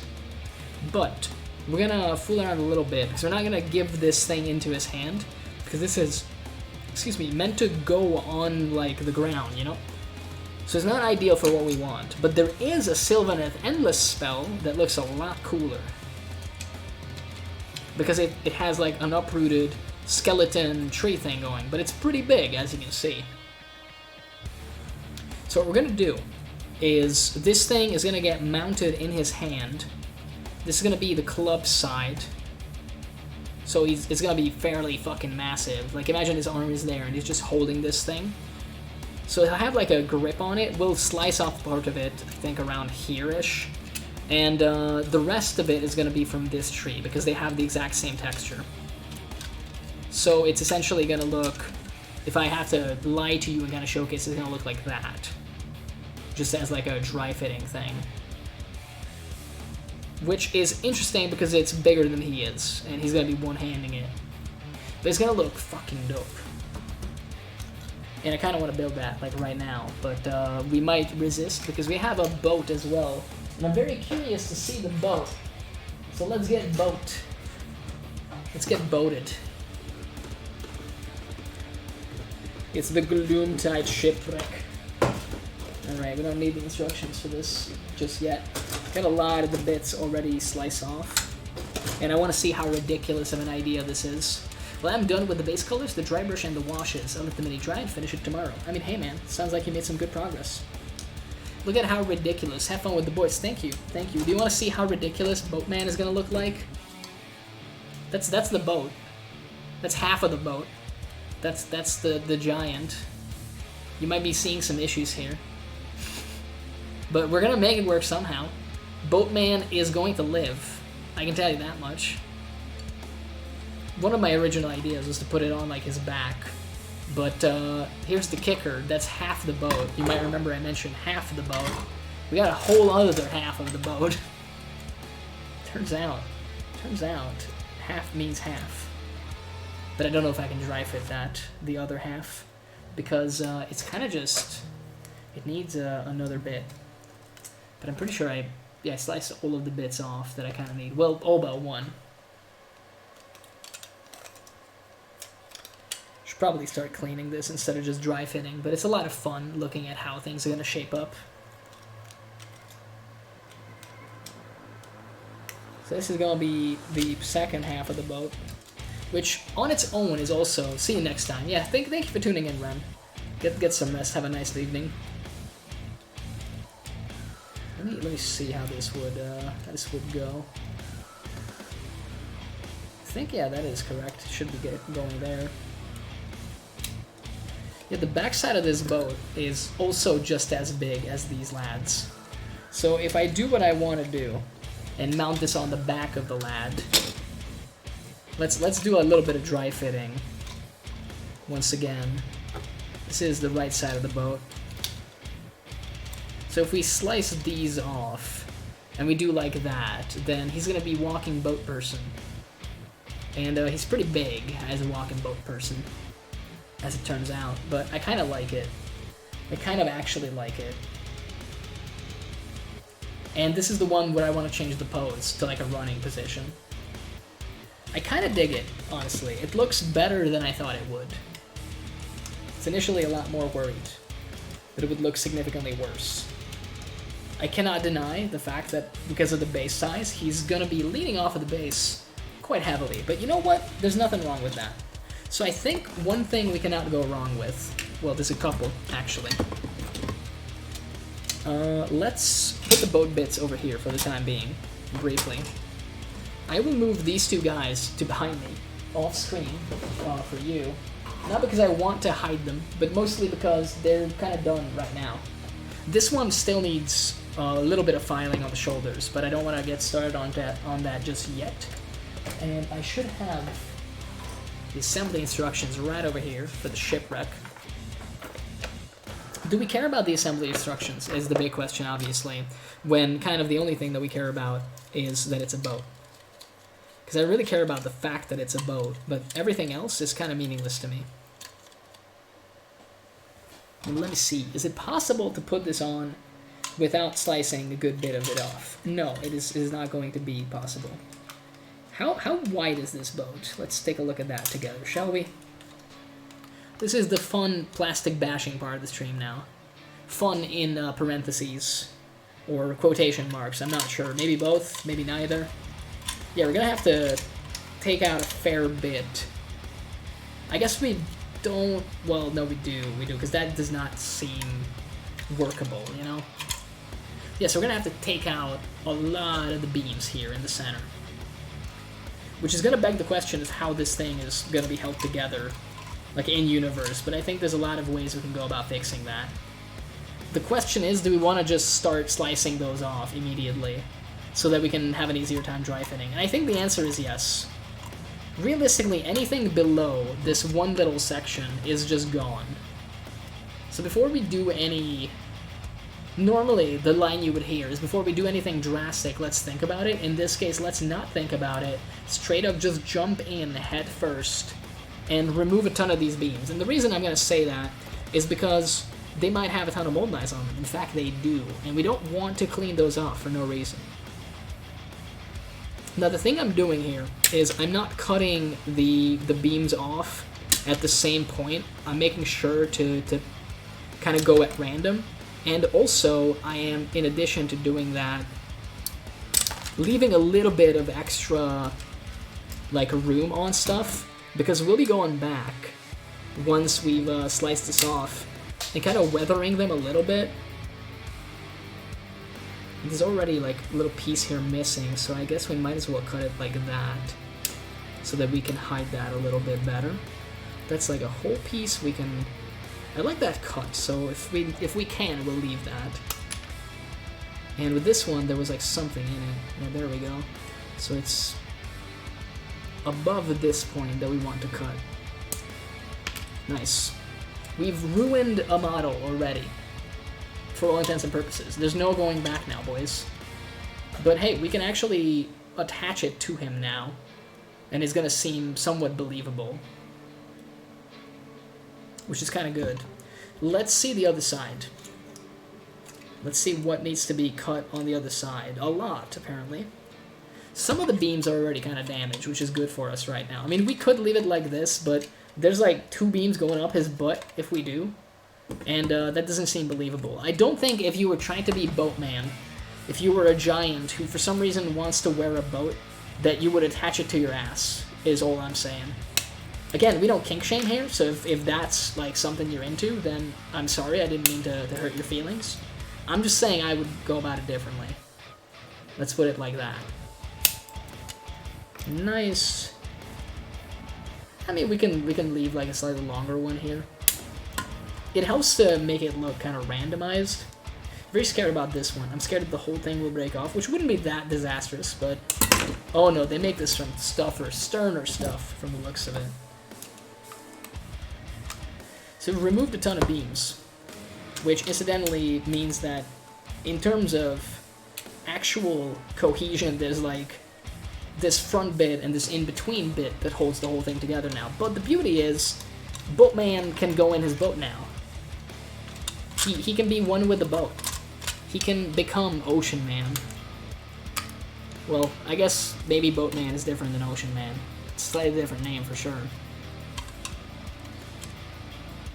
Yeah, so he could go like that. We'll figure out the depth of the boat, I suppose. His profile is going to be weird for sure, because I think part of the boat will always obscure what he's got going on otherwise. The big question is going to be whether or not we end, if we put on and attach the end of the boat. Because he's going to stand a little bit like that.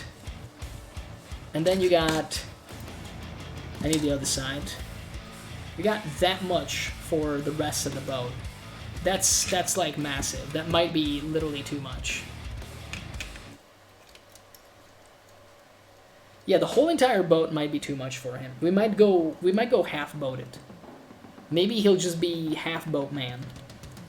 Because entire Boatman is like legitimately way too big. But half Boatman works very, very nicely, actually. And the plan I have for him is we're probably gonna... I have some brass rods. And I suppose... Well, these ones are kind of dirty, but I have a packet. If you'll excuse me for a moment. Need to put down my headset for that, because the cord is like too short. Let me get some fresh brass rod. So the plan I have for the actual attachment is going to be with a brass rod to make it look like he has like 2 very thick ropes that are holding this thing on his shoulders. Kind of make it like a harness that allows him to wear the boat costume. I kind of want the end of the boat to be on there too, is the saddest part. We just established that the big boat's too big, but what if it wasn't too big? What if somehow we made it possible for him to be full Boatman? All of the time. All of the boat, all of the time. My god, that is truly massive. That's like way too big. Look at this shit. Look at the length of that. It like barely fits into the camera. We want to put a giant in there? He could like be sleeping in there. Maybe that's instead what we should be doing. We should just like use this as a basing thing, and put him in it like that. That he's just, you know, a glorious captain. I mean, 2 giants could fit into this boat. It's a truly massive boat. Kind of feel like maybe I'm in over my head. This is what I mean. This is why this project is gonna take so long. We're gonna spend like hours upon hours figuring this shit out.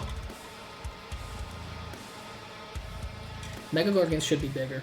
Change my mind. You can't change my mind. Did we move the wrong lad over here? We did. It's this guy that actually needs some more work done. Haha. At least we figured it out. Good old boat, man. Man, this boat is maybe too big. I'm fast realizing the boat being too big could be very problematic for us. And I don't really have a good answer for it. But we gotta use it. We gotta make Boatman a reality. It has to be done.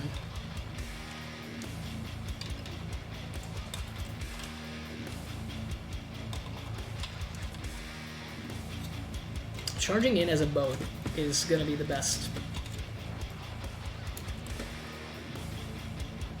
Part of me also considered making the boat like almost fully intact and then turning it into a giant hammer for a Gargant, but it's legitimately too big for a hammer. And also, it kind of doesn't fit the criteria for a hammer, you know? Because it's very hollow. Like, that would be the hammer. He could use it as an umbrella. It's so big. I mean, we gotta figure this shit out. There's no 2 ways about it. We absolutely have got to figure this out.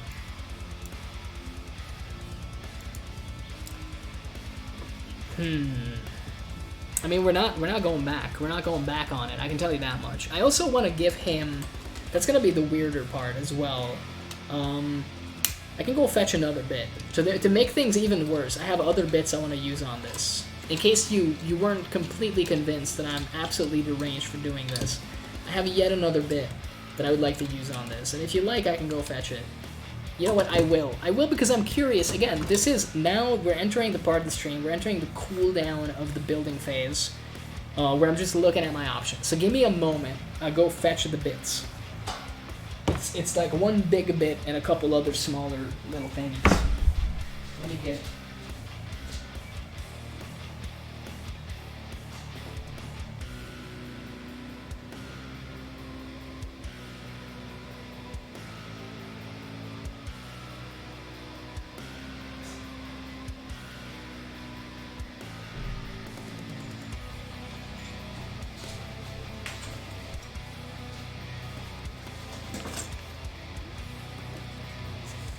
And with that, I am back.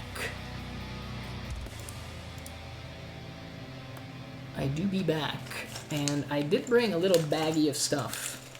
And in it are a couple cannons for the boat, a couple chests also for the boat, a couple other little bits and pieces, and one big cannon. This is the cannon of the Sky Titans. Uses a lot of plastic glue to smooth it out. It's fairly big, but it actually... This actually works for this lad in terms of size. Like it's believable. He could have it on him, on his person somewhere. It does not seem that completely impossible, you know? Like it's something. It's something to say the least. Now, originally, and this is still the plan that I have, which is again kind of gonna be part of the problem. I wanted to put this on the boat. Like, I'm not sure where. Maybe we'll cut this frontal section out as well, but then we have very little leverage to hold the model together, but it would look kind of cool. So part of me wanted to put the man in the boat, and then put a bunch of cannons around him. Now, some parts of this are going to be easier to make than others, and I think I sliced some other bits out, but I cannot remember. I guess this is only the only little piece for the front section. So the front section has like a very, very small... Is this for the front section or is it for the back? I think No, it has to be. This has to be the front. Yeah, because the back has the rectangular, like, aspect to it. I was gonna say, for a second I nearly fooled myself. Yeah, I think this fits over here. I could just look at the assembly instructions, but what's the fun in that? To be honest, we really should just be cleaning this and putting it together, since it's going to be a boat either way, right? So we might as well put it together, but I'm putting it up. You're witnessing a man procrastinating in real time right now. Because I know how unfun building this boat is going to be. Which, a part of you might be wondering, hey Mumbles, if the boat is so shit to work on, why is your entire concept for the model that he's a man in the boat? You see, that's a really good question. A smarter person than I would have considered that maybe, just maybe, there could be some problems with having to build a shitty boat. But I, on the other hand, said, what if we built the shitty boat anyway? Like, what if that's a problem for future me, and not present me? Unfortunately, future me ended up being present me. How sad. Yeah, this is, the dry fitting is not working, because a lot of stuff is in the way. Yeah, so we'd have to make a hole in the center there if we want to poke this out the center to make like a giant cannon in the center. Do I have a free hand where I can maybe get the other cannon? At least one of the cannon. Here's one of the cannons. We can put these to the side. It's like no biggie. Although it does take up a lot of space with this one. Maybe below the deck. We'll put it, I'm not sure. There's a couple things I'm not willing to give up. The cannon of the Sky Titans, this giant cannon has to be involved in this model somehow. Even if he doesn't have a good shooting attack, it absolutely has to be on him. There is no two ways about it. This has to be attached. Now, as for the other stuff,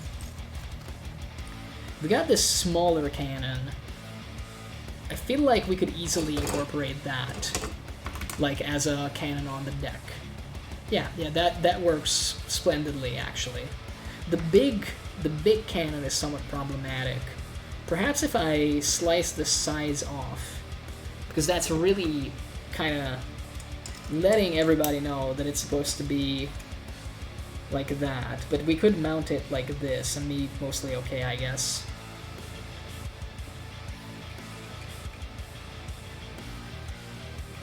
Yeah, so we could give him a bunch of cannons, which he doesn't have as far as shooting attacks go, but, you know, who cares for that? It just looks cool. Okay, look, we can't postpone it any longer. We have to get started on the boat. We can't just slice a bunch of beams off the boat and be like, haha, we did our job. No, it doesn't work that way. That's not how this goes. Oh, I do have, like, one other cool thing. So I got a Noblar. Tiny little goblin guy. Hopefully that like kind of shows up. Maybe it'll read like decently on the camera. So it's a little guy with like a giant matchstick. Let me see if I can bring him closer so you can see. He doesn't have a head, just as a heads up. Get it? Heads up. Yeah. There you go. So that's gonna go on one of the cannons. If I have my way, then it's gonna go on the Iron Blaster. And, you know, we're going to make it look like he's about to light up the cannon and make it go. It's going to be so many cool bits on it. You see, this is why it has to be Boatman. There's so many cool things we can do with Boatman. Even if he is kind of a nightmare to work on. Boatman has to live. The legend of Boatman has to be completed. Before I, like, kill myself in Minecraft because of all the mold lines I'm about to clean, let us do something slightly more fun. Which is file the shoulders down. It's not really fun, but it's more fun than boat. The boat is not gonna be fun. I'm you know, maybe I'm being very rude about it, but I know that it's not gonna be fun. I've seen it. I've looked at it. I know exactly how unfun it's gonna be. And it is something that I did to myself. And we will suffer a little bit together. The boat will suffer. I will suffer. You will suffer as well. I'll make sure of that, but I mean, you've been suffering if you've been listening to me. Self-depreciative humor, let's go. But yeah, we're about to jump into it. But before I do, before I lose all hope, before the hopium reserves run out, Let's do one last thing on this Gargant.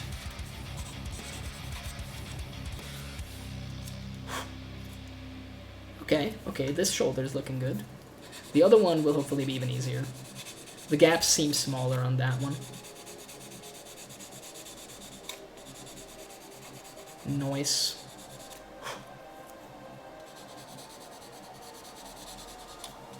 Part of me kind of wants to try if maybe these sanding sticks will make the boat super easy to work with. Well, the 3 basic bodies are done. We've built 3 giants. They might be giants, like the band.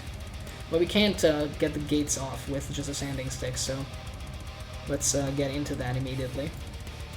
Just slice away at it. This is much more stubborn plastic, I can already tell. I kind of knew going in. The color is slightly different. I don't know how much it shows up in camera, but this is like a bluish gray compared to the very neutral gray of the giant plastic. Which is okay, it's just different materials, but it lets you in on the fact that it's gonna go a little differently. It's gonna go worse, is pretty much undoubtedly the case. But it is what it is. A friend of mine has already built one of these boats and converted it into some cool shit, so I wanted in on it, basically. I probably could have asked him for the measurements of the boat before I bought my own, but imagine doing that, like 2 years ago or something. I was like, fuck that, I ain't doing that. So let's suffer together. Let's remove some mold lines off of a boat. Off the side of a boat. And then it's got another side to it. And all that fun stuff. I really probably will put on the end of the boat as well. It's gonna be absolutely ridiculous. This man, I have to remind myself, and also you apparently, in this particular instance, but let us not forget that my plan for these models, for this entire army, is to travel to Amsterdam, which is 16 hours drive away, and we will not be driving, because in a car we could very easily take anything, in any way. Keep in mind, this is the base that's going to be on. That's the base. That's what it's going to stand on, no matter what we do, and this is currently the plan for the boat. So let me get the other side just to showcase our idiocy. If we do what we want to do, that's how much it's gonna go off of the base. It's just, I mean, we can actually look at it. So my cutting mat is not as long as the boat, and it measures 28 centimeters. This is a 13 centimeter base. It's gonna be like so fucking bad if we do this, but I kind of want to do it though. Like, I won't lie to you, I really badly want to do it. Like, I want to build a walking boat, man, okay? Don't, look, it's not the best idea. It's not the best idea, but is it the coolest idea? No, probably not. Someone has probably done something infinitely cooler already. But is it the coolest idea I'm going to have with this? Yes, because I refuse to have any other ideas. Because I've mentally conditioned myself to think Boatman is the height of creativity. And therefore, we will never do anything better. It's gonna be Boatman or bust. Boatman or bust. And the Boatman does make people bust. And I stand by what I said. Oh no, this is the other side. Let's not even get started on that. We haven't gotten the mold lines off this thing yet. Oh baby. I mean, this is gonna be hell. But you only got to do it once. That's what you got to remind yourself. If you do it right, you only need to do it once. And I mean, I guess we can try to see if maybe we can use this to get rid of the... We can't. Well, I wasn't even able to finish the sentence before I ran out of hopium. That should tell you everything you need to know. This boat is going to be the actual death of me. But we'll get it done. We'll make Boatman the reality that he needs to become, to terrorize other people's lives and livelihoods, not just my own. And he will be glorious. He will be the walking battleship. He will be the terror of the high seas. Man, maybe we should fucking build like a captain's hat for him now. God damn, it's too much. It's too much. We're gonna make like an entire pirate-themed dude who's a boat. That's currently the plan, with like triple cannon goodness. Do I have a sprue available that has the Kraken Eater's club? Does this have it? No, these are only arm bits, sadly. Let me chuck them over here. Kind of want to see what that looks like. No, it's not on here.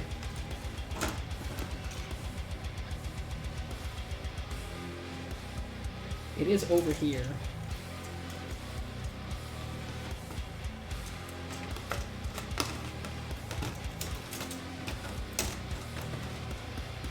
How does that compare to the actual Cannon of the Sky Titans? Holds up pretty well.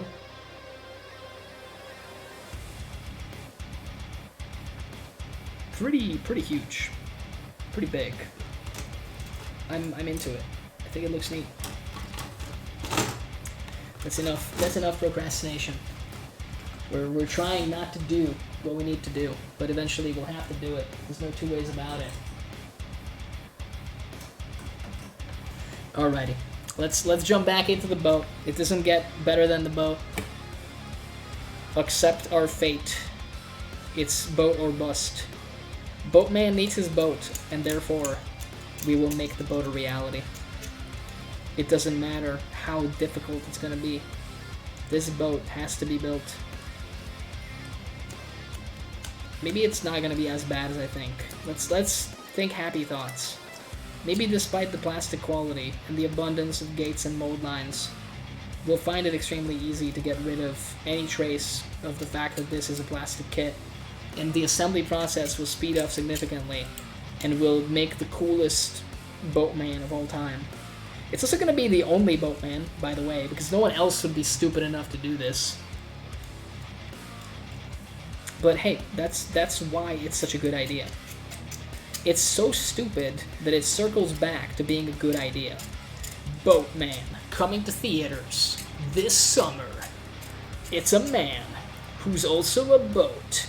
It's actually just a man wearing a boat. He's got cannons. He's got a goblin crew. He wants... Oh shit, there's like fish on here. We're gonna have to hide that.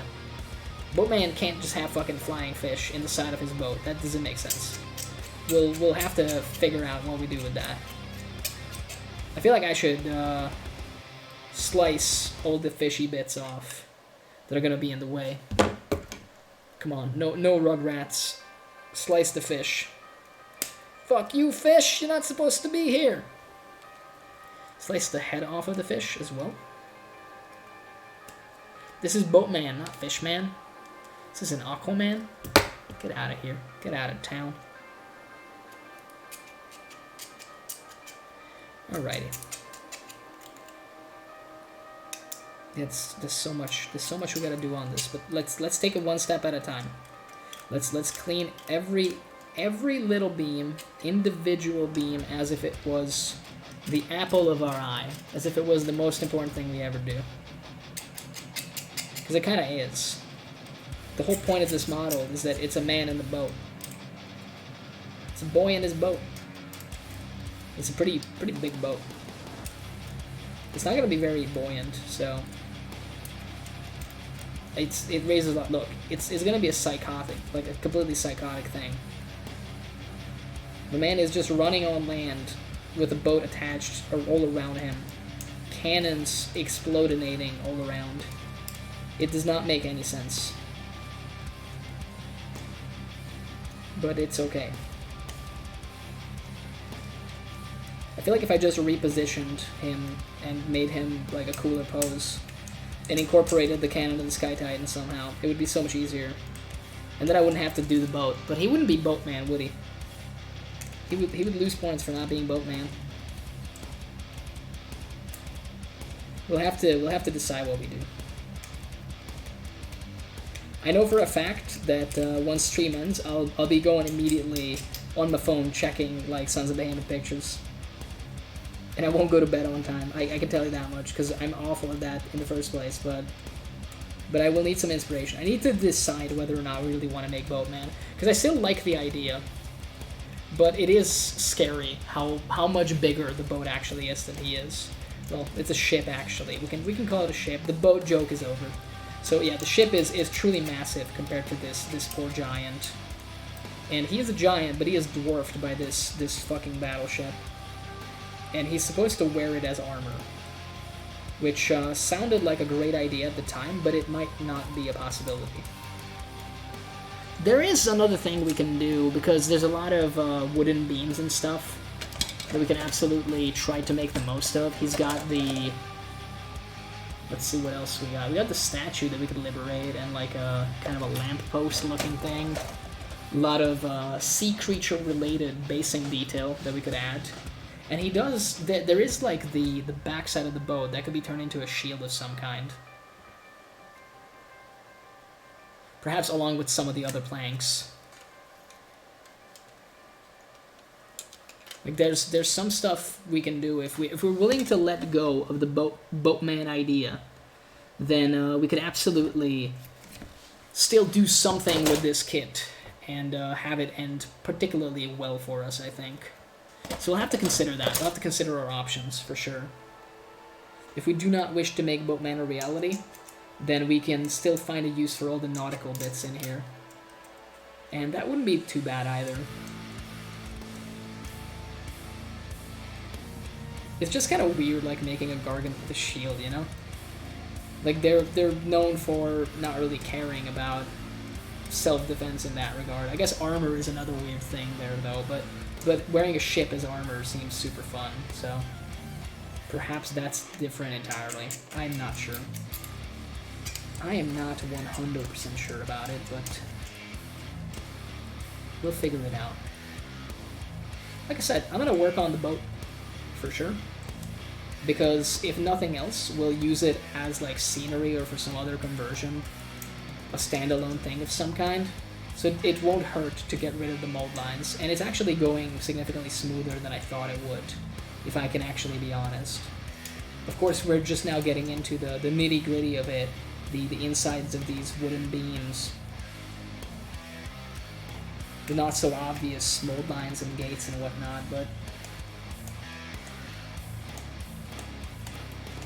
even though it is more stubborn than what we were working with before, it's still, maybe not easy, but still doable to get rid of all the little markings here. So it's not all bad, at least for the time being.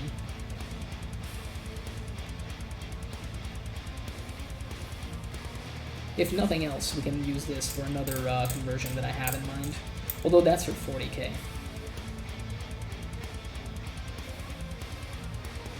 Now, what I'm doing as well, now that I'm, reaching the ends of some of these wooden beams, is I'm slicing off like little parts of it and making like cuts deeper into the plastic itself to make it look like it was actually broken. So I'm taking like little like, chunks out of it, mostly like triangular, along the grain to actually make it look like it was kind of shattered. Because if we end up using it for the Mega Gargant, then making it look properly weathered would actually go a long way. Like it was shattered by a giant, for example. But in order to do that, we do have to do this in like every side. Take out like bits and pieces.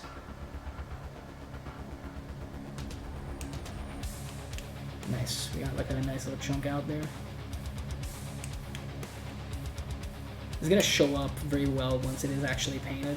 We can kind of skimp on the inside of it because that's not so likely to show up. Like we'll know it's there, but very few eyes will see it. So we can kind of skimp on it if we want for now. And so many little plastic shavings on me all over. This is the one downside of working with these kits. You get so much detritus. That's the price you pay, man.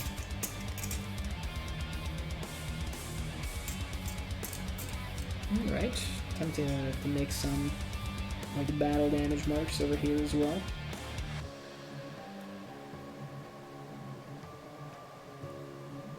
Just do like a couple deeper cuts.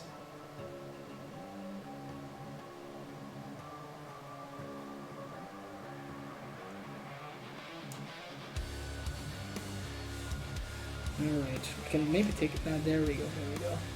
I wanted to take out like a triangular piece, and it didn't really want to cooperate with me there for a sec. But in the end, it saw that indeed I was being reasonable.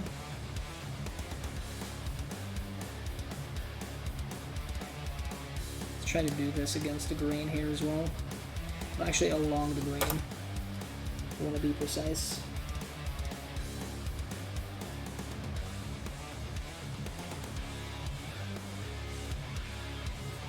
That actually kind of looks nice on that beam. Let me get rid of the mold line before we do the rest here.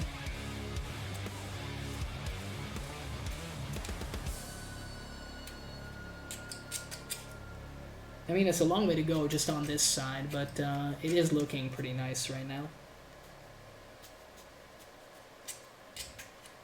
Unfortunately, I have no idea if it will show up on camera, even if I try to show it. I will try to show it once I get like some of these wooden... In fact, I would like to do all of them. So right now we're on number 2. We got 3, 4, 5, 6, 7, 8 in total. I guess 9 if we want to. Well, we shouldn't count this one because it's at the forefront. There's going to be another little bit that it connects to, so... We shouldn't take out pieces of that, because it will impact our structural integrity. And even though this is a wrecked boat, if it can stay together just so that we can use it, that's a pretty big plus. Come on, you little triangular piece. I'm not sure how well that's going to show up. It's hard to tell right now. Might have made it like too big. These cuts are definitely like what you're gonna cut yourself with if you attempt to do this. I'm basically trying to slice marks into very narrow little pieces, so gotta be very careful now. Knife is not that sharp, this one at least, this hobby knife, but still leave a mark. Still easily leave a mark. So this already has like kind of a flatter side to it. I'll take a chunk out of it immediately. Then just kind of do that. Maybe take a little corner off here as well. Yeah, that looks very organically broken actually.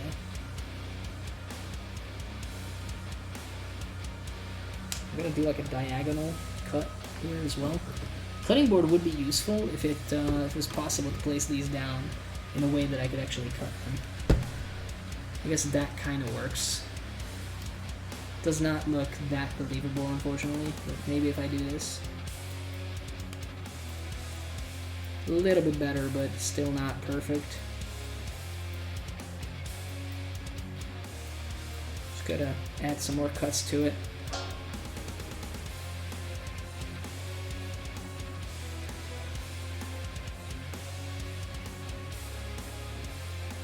Previous ones look a little better. I think I know why. We can maybe... Ooh, that's hard to cut. I want to take kind of a almost circular looking piece out of it. But it's...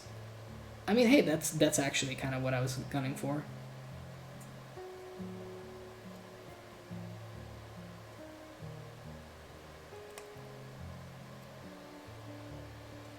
Okay, so these three are looking kind of decent right now.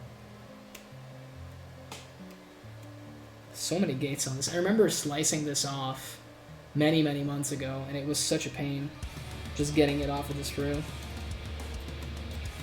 Thankfully it was long enough ago that it's a very faint memory, but even so. I am feeling the ill effects of it, to tell you the least.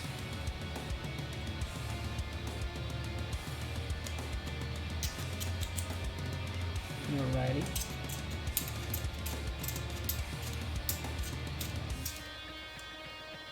Okay, that's not bad. We have to kind of weather the end of this beam as well. It's very, very long, so I'm trying to think. How would have that broken? If it's that long, it wouldn't have snapped. It would have been impacted by something. But I don't want to bend the thing. I would have to heat it for that, for one thing. Which could be a nice bit of detail, but I don't really want to do it just yet. That's going to be for later. But I'm thinking, like, if there was an impact on it, Let's take like a chunk out of it from this side. I think this cut is gonna look really nice. It's a big cut as well. Ah, there we go. Oh yeah, that looks super nice. It's fairly irregular right now, so what I did was, I'm trying to show it here.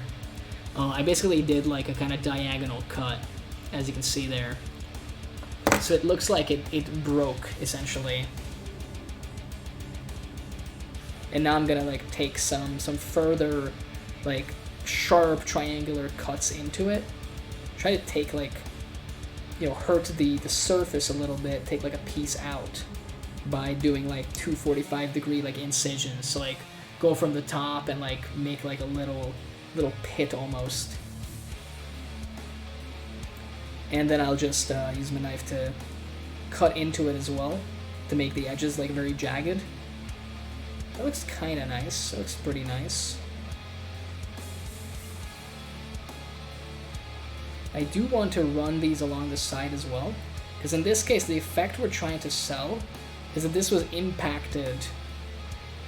Yeah, that looks kind of believable, almost like it got hit by almost a cannonball. Which, I mean, this is the underwater part of it. Unlikely that it was a cannonball. Maybe this happened after it got started, you know, it started being worn as armor. But we'll figure that out. Maybe this is after the giant decided, like, hey, I'll be Boatman. I'm Boatman. And I kind of want to make him like a Batman-themed pirate boatman. So this one is much shorter. Can't really cut it from the back, and the front is not gonna reach, so can't use the cutting mat to gain leverage. I think I'm just gonna try to take out like a central piece. Pretty big one at that. Gotta be very careful though. So that's not like a bad start. But if we can take out even more. Yeah, that's not bad. It's missing like a part of the grain now in the center. That's actually like good enough for that one.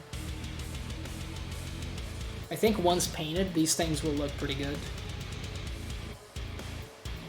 And with this one, I'm thinking we'll try to do the opposite of what we did with that long... Well, not the opposite, but like the mirror image of what we did with that longer one.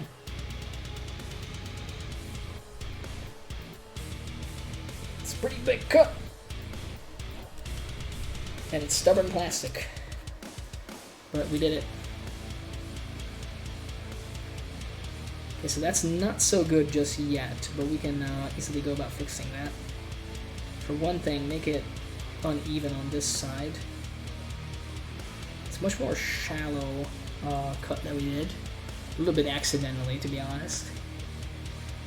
But it still could work. It still could work.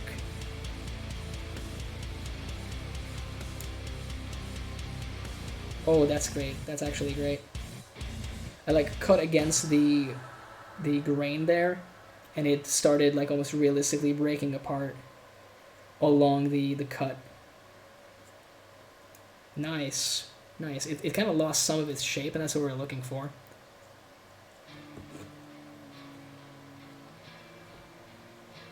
So I'm not sure... Yeah, I think the deal with these would be that these wouldn't be so visible. So we'll have to add some stuff to these. So the reason I'm not going to bother with these two is because they don't even have wood grain on them. Neither do these. This particular thing does. So I'm just going to look for the mold lines, if there are any, to remove that. And we'll need some texture paint. If you'll excuse me, I forgot to hydrate. My voice apparently is dying for some reason. Could be related to the vast amounts of plastic shredding that we've inhaled. But hey, that's the price of grapes. Even though we'll probably cover a lot of this in texture paint, I'm going to also get rid of the mold lines, because if we don't need to absolutely cover them to the degree that they lose their shape, that would be ideal. So we're gonna go like tidy up a little bit, you know?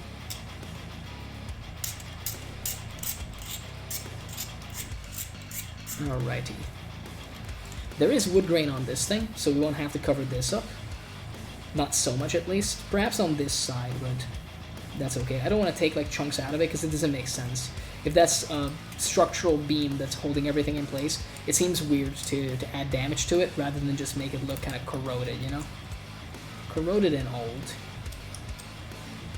The mold lines are not so bad in these kind of semi-hidden areas I thought they would be. Alright. There is wood grain on this, except on this side. But that's totally fine. We can just get rid of this. And again, this is still attached to the central, like, beam that will hold everything together. So I'm not actually going to go out of my way to make it look damaged.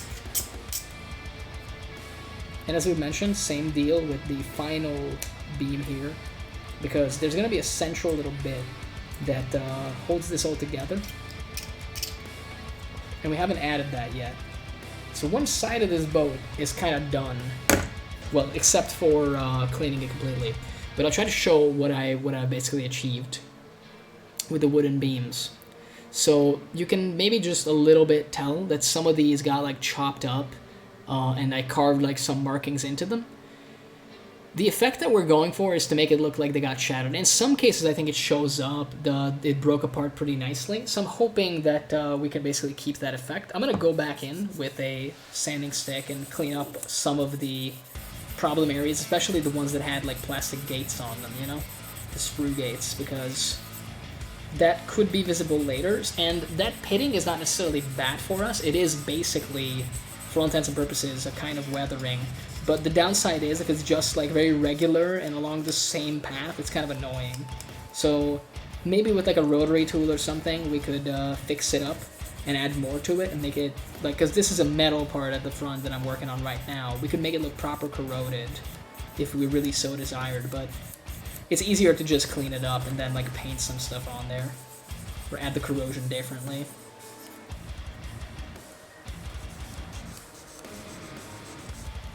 I don't think we have to go crazy with the sanding stick.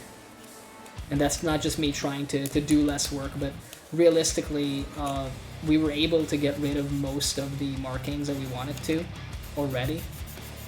And anything else that might be too stubborn for this, this is like not, this is very fine grit that I'm using. I have like some stuff that is way, way more rough, but so far I haven't needed it. And we don't want to like add, you know, sandpaper grit marks to this. That's not what we're looking for necessarily. We're looking to smooth it out, actually. We can always add in a rough texture later with actual texture paint rather than leaving it on there because, I don't know, the model came out like that from the mold, you know? We can't really reach into there. We might need, I didn't need the knife for that, okay. So this is one half of the boat. Technically a quarter if we're being real, kind of donezo. There's something on my mind that I wanted to check. What was it? Oh yeah, there's this piece that I wanted to kind of look at, along with the back end of the boat. I mean, that does make, although it has a lot of stuff attached to it, I guess we could tie it with ropes to make it look like it's tied on there. It's kind of weird, to be honest. But it does make a really nice, like, shield if we wanted to use that as far as, like, shield goes. It's a fairly sizable shield as well. Let me show on camera what I'm thinking about here. So you got this this little, like, I'm not sure what it's called. I don't know my boat anatomy, but you got this bit right here with the little engraving in it, basically. And you got the piece that's supposed to be the deck behind it. And if you notice, if you put these two together, it kind of makes like a shield shape. Like, it looks super nice, actually, as a shield. Now, we would have to get rid of the vases there and some of the rubble, or at least, I guess the easy way would be to add, like, some texture paint around it to make it look like it's kind of held there by, like, moss or seaweed. So we could make a giant shield for somebody with, like, a nautical theme.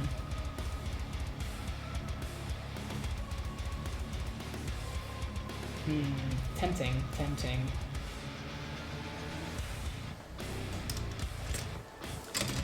That could be an idea. For sure, it could be an idea. But do we want it to be an idea? Oh man, I'm not sure. There's also the mast that we could actually use. I mean, we could make like a spear shield combo if we really wanted, because that makes like the perfect shield. The mast itself, you can kind of see here. I've not cut it out. I guess I could just cut it out if we really wanted to. It'd fit back in the box, no issue. You know what? I'm gonna cut that out because I do want to see it next to one of the Mega Gargons to see exactly how big this would be. And some of these fishy things don't look bad, actually. It's a shame I don't play fish elves. Like, I would put these on bases and do something with them. Okay, that came out, like, pretty easy. It's also, like, pretty big. Very thin. But it is as tall as the Mega Gargant, once again. I mean, we couldn't keep the little bell on it, for sure, because it wouldn't make sense, unless we want to use it just like this. But if we wanted to use it like a spear, it's got like the nice broken mass thing going.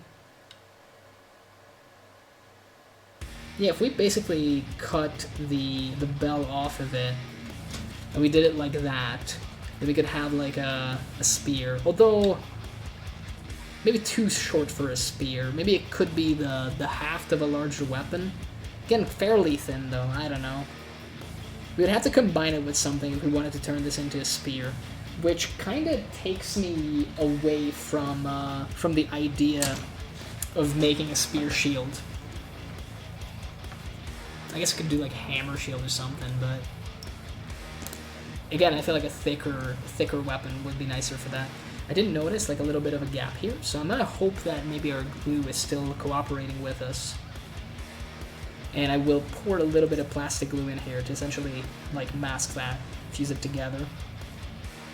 And we'll look at the other ones as well.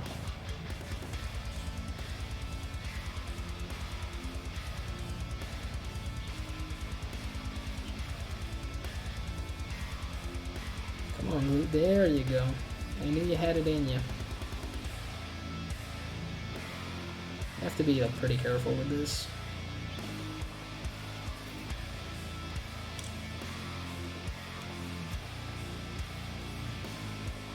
Could also use like gap filling for this later, but I think this gap is big enough. We're actually like essentially welding it together, if you will, is the right call. I'll check the other two real quick. Oh yeah, this guy also needs it. He needs it pretty bad. I guess because of the way I was building them, I didn't notice that originally. We did say we would give them a once over anyway, so.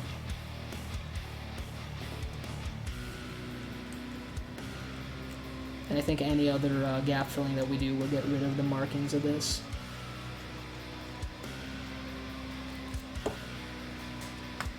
Nice. Is the first one okay? You know, I think, at least on this side, he needs it as well.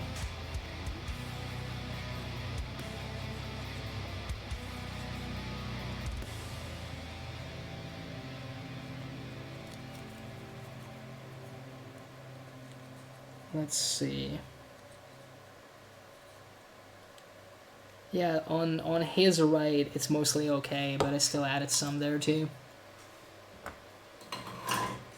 Okay, so we're gonna definitely leave those to dry for sure. Let's see. So this side of the boat is not complete. I guess I'll probably put this over here with the bodies behind me. Alrighty. I mean, hey. To be honest with you, oh my god, it's midnight. I was gonna say, like, I don't know if I'm in the mood to start on the other side, because it took quite a bit of time to get that done. But looking at the time, I think we'll be calling it a night for sure right now. Let me kind of move my camera. I hope this motion isn't gonna be too frustrating for anybody. You'll actually see me for the first time in 4 hours. There you go. That's my mug. You can kind of see the stuff behind me. Those are where the Gargants are at, and you got the boxes, the pile of boxes right behind me. But yeah, thank you for tuning in, by the way. I greatly enjoyed my time here. We made some good stuff. I mean, I can't believe that in 4 hours we built 3 Mega Gargant bodies, and I think if we don't get stuck in idea mode, we could have made a lot more progress with some other stuff. But it's not bad what we did, for sure. I can't really complain. I think we did some wonderful stuff. And I don't know what else we'll do this week. Like I said, the schedule is all up in the air. But I might do some more building streams, actually. So we'll see about that. There's a high chance that we end up doing that, to be real with you. But once I figure it out, I will let you know. However, for the time being, I will stop this music. Excuse me for the jarring transition, but I will stop that music to put on other music, and I'll take you over to the end scene. And yeah, thank you for tuning in. And if you want to know when I'm next live, then keep an eye on the Twitch schedule tab, and also my Twitter, because I'll try to announce it there. And I will see you guys later. Bye-bye!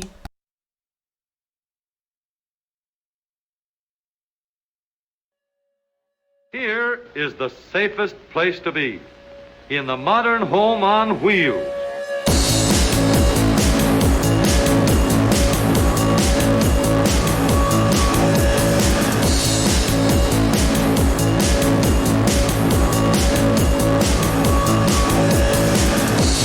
Under you is a rigid steel foundation.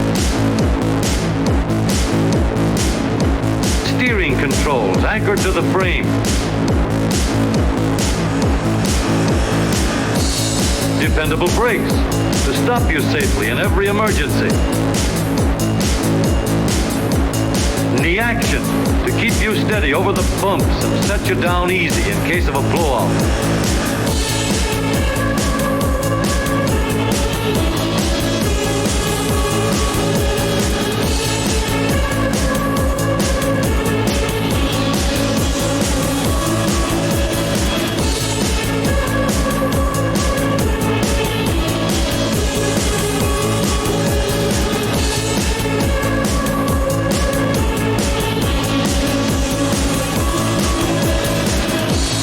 So we have just an ordinary day, ordinary traffic.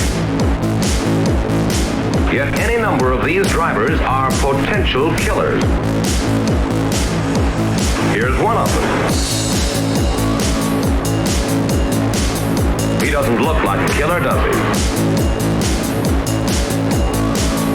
That is why ordinary tires are not enough.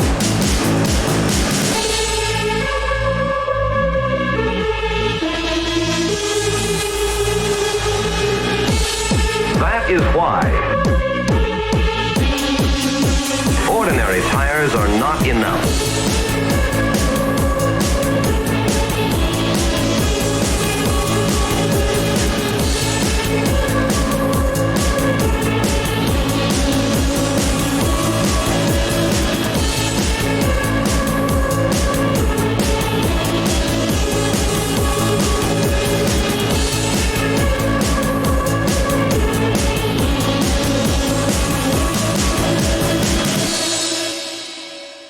Let's get out of here before somebody gets hurt.